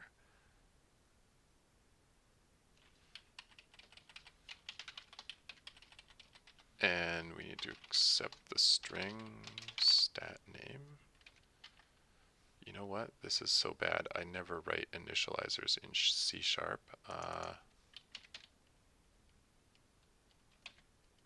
I think that's all I have to do, right?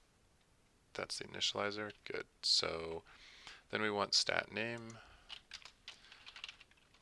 private string stat name equals string dot empty. All right, and then basically this dot stat name equals stat name. Okay, so now we can actually send the stat name when we call on modifier update. So we call on modifier update, we will send in our stat name.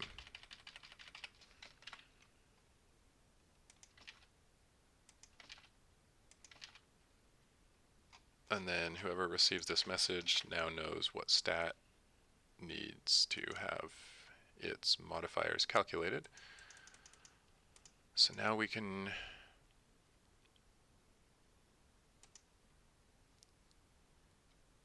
when we create a new stat, we're going to call the stat name. So we will do stat scaling node dot stat name. And same here, stat scaling node dot stat name. Okay, great, that works.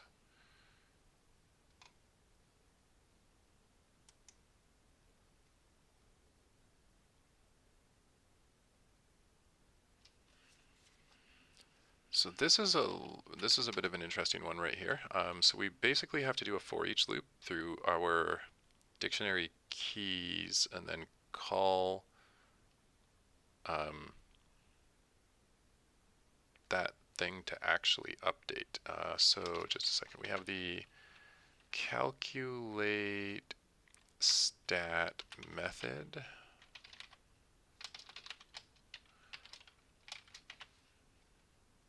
Calculate stat, which needs to accept a stat name.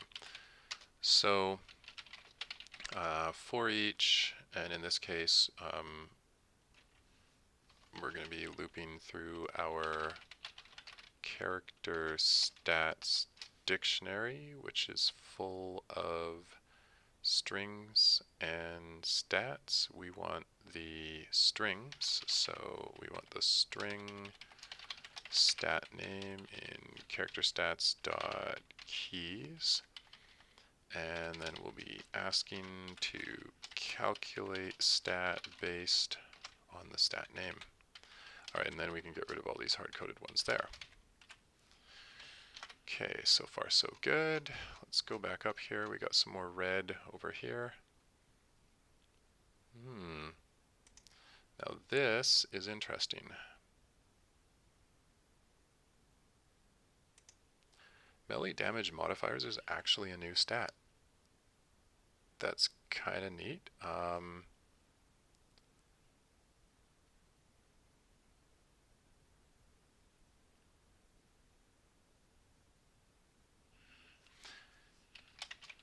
Well, I suppose there's nothing wrong with adding in melee damage modifiers to the initializer here, and armor modifiers to the initializer there.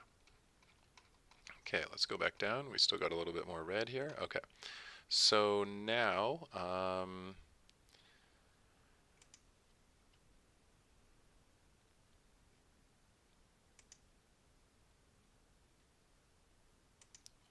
okay, when we add these, we want to actually perform this this subscription right here. So what we want to do is we basically want to do CharacterStats.add based on the key. So then we want to do CharacterStats. We want to access that thing, and we want to access it by the key that we just added, and then we want to subscribe to the on modifier update, and we will subscribe to handle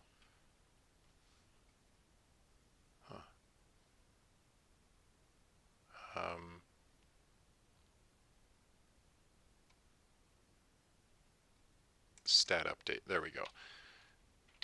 And that'll work because this is sending a string and this expects a string. Perfect. So now we don't need to do that.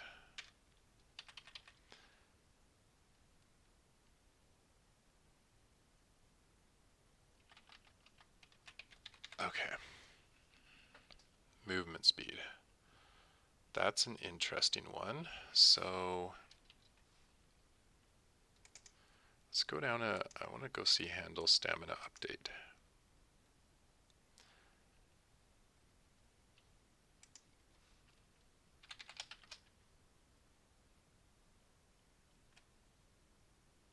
So we have some hard-coded stuff right here.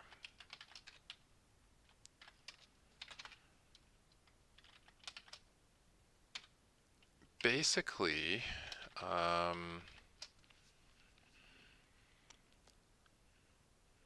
when we get an intellect update,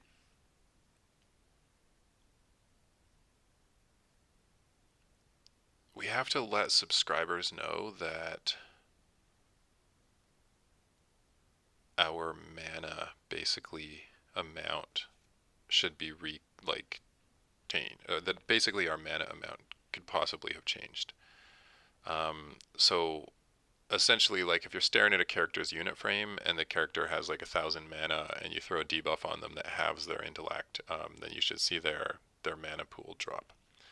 Similarly, with the stamina update, we throw a buff on the character, double his stam, his max health doubles, or debuff his stam by 50%, his max health drops. These two assumptions are kind of hard-coded, so what do we want to do about them?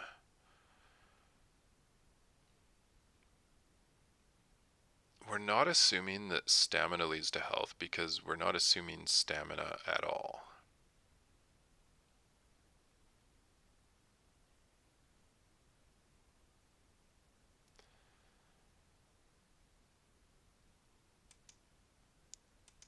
So what we should do, let's see, I'm just going to put comments in here so I'm like thinking out loud.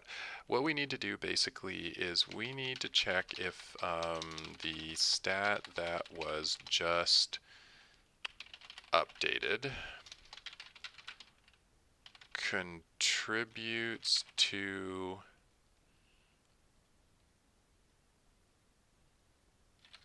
health in any way.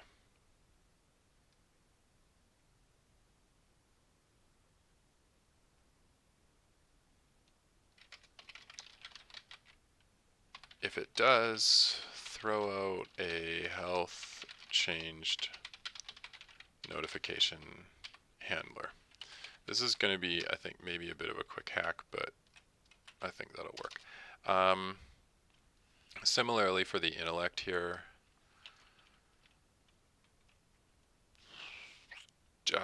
this is going to be a little bit different here. So what we want to do is basically check if the stat that was just updated contributes to any resource in any way.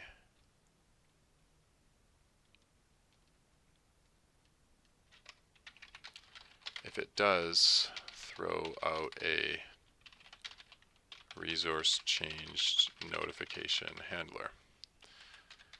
Okay, so what we want to do basically is we want to take these two things and we need to move them into the handle stat update method because we're just going to be calling that generic handle stat update method. So they'll kind of be like hard-coded checks for now. I will clean that up a little bit in the future though. So now let's go find our handle stat update code. So we'll go down to handle stat update, go to the definition of that, and we'll calculate stats, and then we need to do this. Okay. So how do we confirm this statement right here is true? That the stat was just updated contributes to any resource in any way. Well, let's take a look at how we're defining that. So let's go to the character class, warrior character class here, and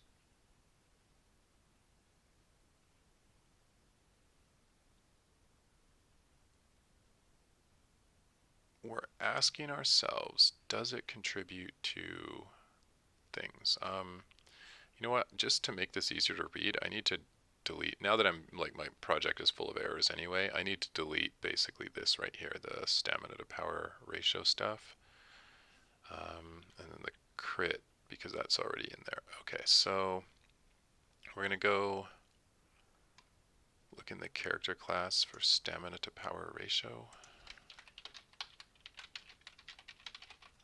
No, we are going to look for power enhancer stats, which is a list of power enhancer nodes. There we go. Okay. So we'll get rid of all of these hard-coded assumptions right there.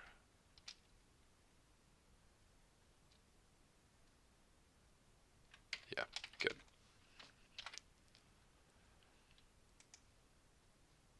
And actually we can get rid of all those because we don't need those anymore either.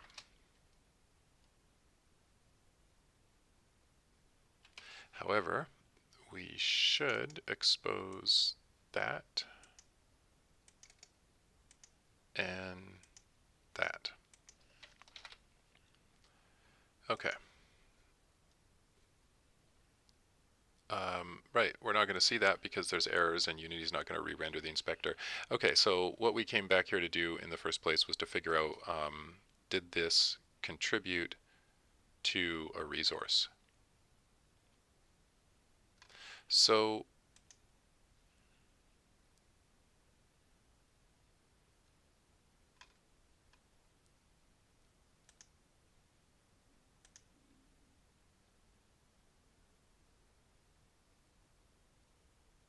this is kind of interesting.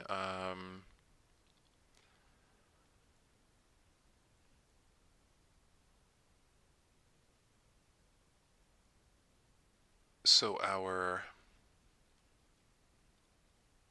primary stats and scaling, we get the stamina, agility, strength, intellect. We have a budget. Let's go back to the warrior class here.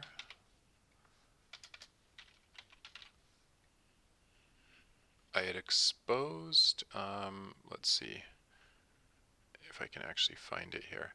Somewhere I exposed the leveling equations.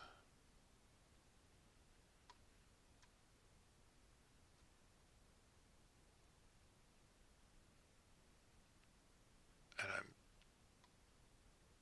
just trying to see if I can find that.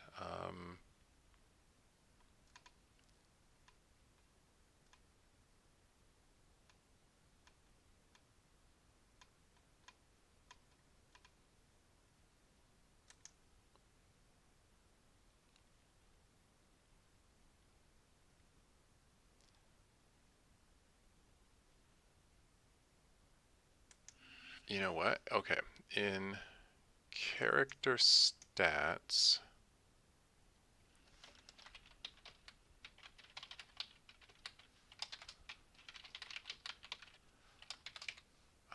somewhere we're calculating a health amount. And I need to find that health amount calculation because basically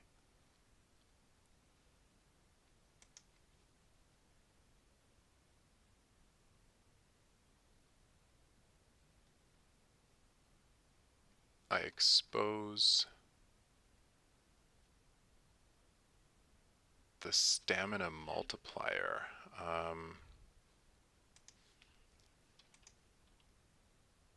Okay, does character stats have current health? Yeah, there we go. Okay. Let's find all references to current health.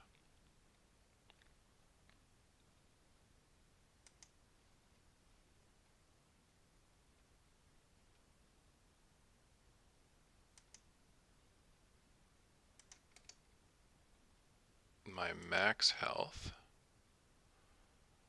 There. Okay. This is a hard-coded assumption in the engine.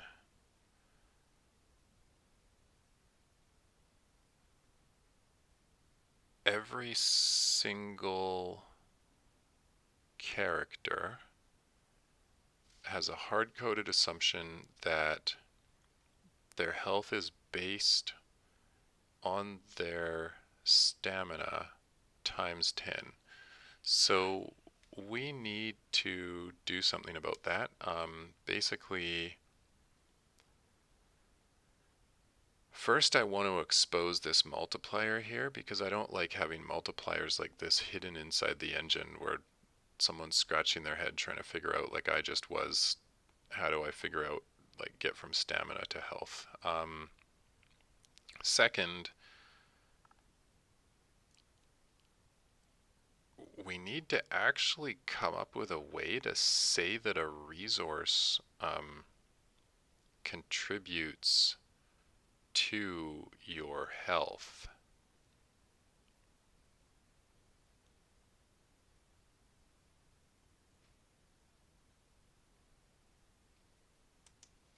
So let's see. Everyone will have this a little differently. In the System Configuration Manager,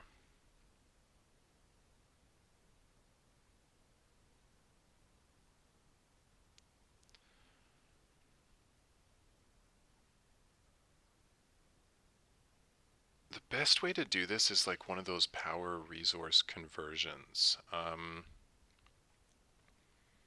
Because essentially we already have a way to say, like, let's go back to the channeler character class here. Go back to the channeler character class. So in the channeler character class, we already defined this stat conversion right here. The intellect gives you mana. So I think the easiest way to do this, and really like to avoid hard coding, is going to be now is the time to just turn health into a power resource. It makes the most sense, because if I don't turn health into a power resource, I'm going to have to do like a whole pile of manual coding that I really don't want to do. But if we treat health as a resource, then we can spend on spells, we can hook into it the same way we do with every other resource that gets spent, and we can use these stat conversion tables to convert our stats into health. And I totally want to do that.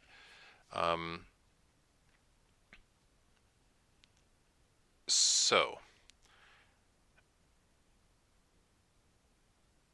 I guess what this means is that I will take a stat conversion here, and we'll have to place basically this exact thing on the system configuration manager. And I'll probably put it right below primary stats. Like,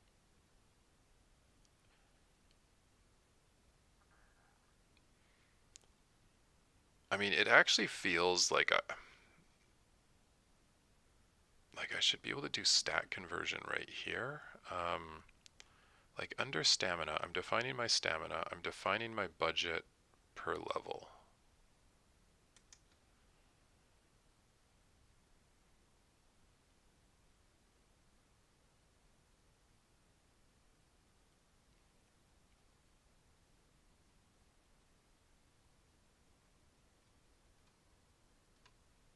When I define my budget per level,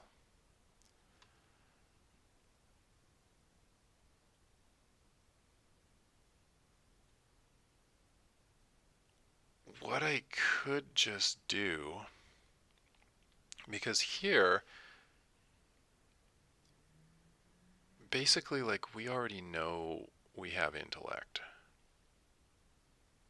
We have it up there. So if we define intellect up here and we say our stat to power ratio is 1,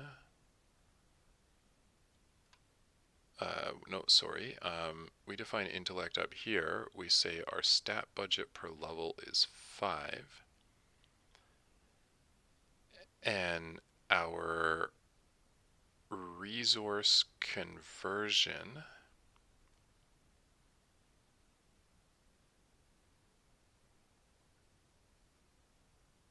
is mana at 10 points.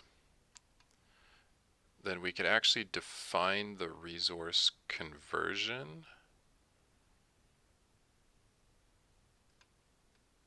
directly inside of this, which means we sort of like get rid of this whole thing, because then we don't have to type in the stats again down here. So I think it actually does make sense to do that. And then similarly, what we could do here in the Lost Soul Game Manager is, because this uses that exact same type of node, this is literally the same type of node, then we wouldn't actually have to put a system-wide resource conversion in here. The system-wide resource conversion would happen automatically inside of here, because this is the exact same node type as we're using on the character class. So I think that's going to be the more efficient way to handle this now. The old way of doing it was necessary because we didn't have stats actually definable as strings, but now we do. So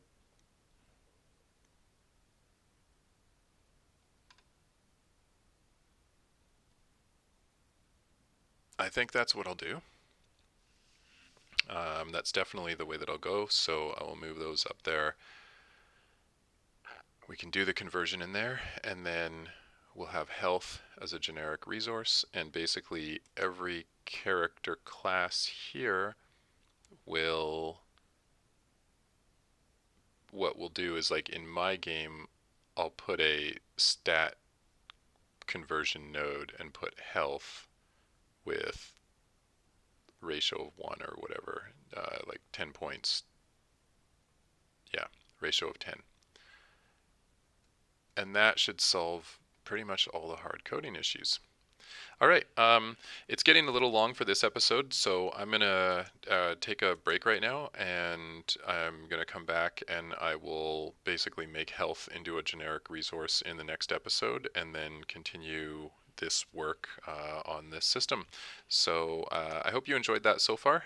This is going to be, a little bit of a process. Might take 2 episodes, might take 3, because we're rewriting such a core mechanic in the game, but it should be super duper configurable when we're done. So thank you so much for tuning in. As always, if you like the video, don't forget to thumbs up, subscribe, or leave a comment, and take care, and I will see you next time.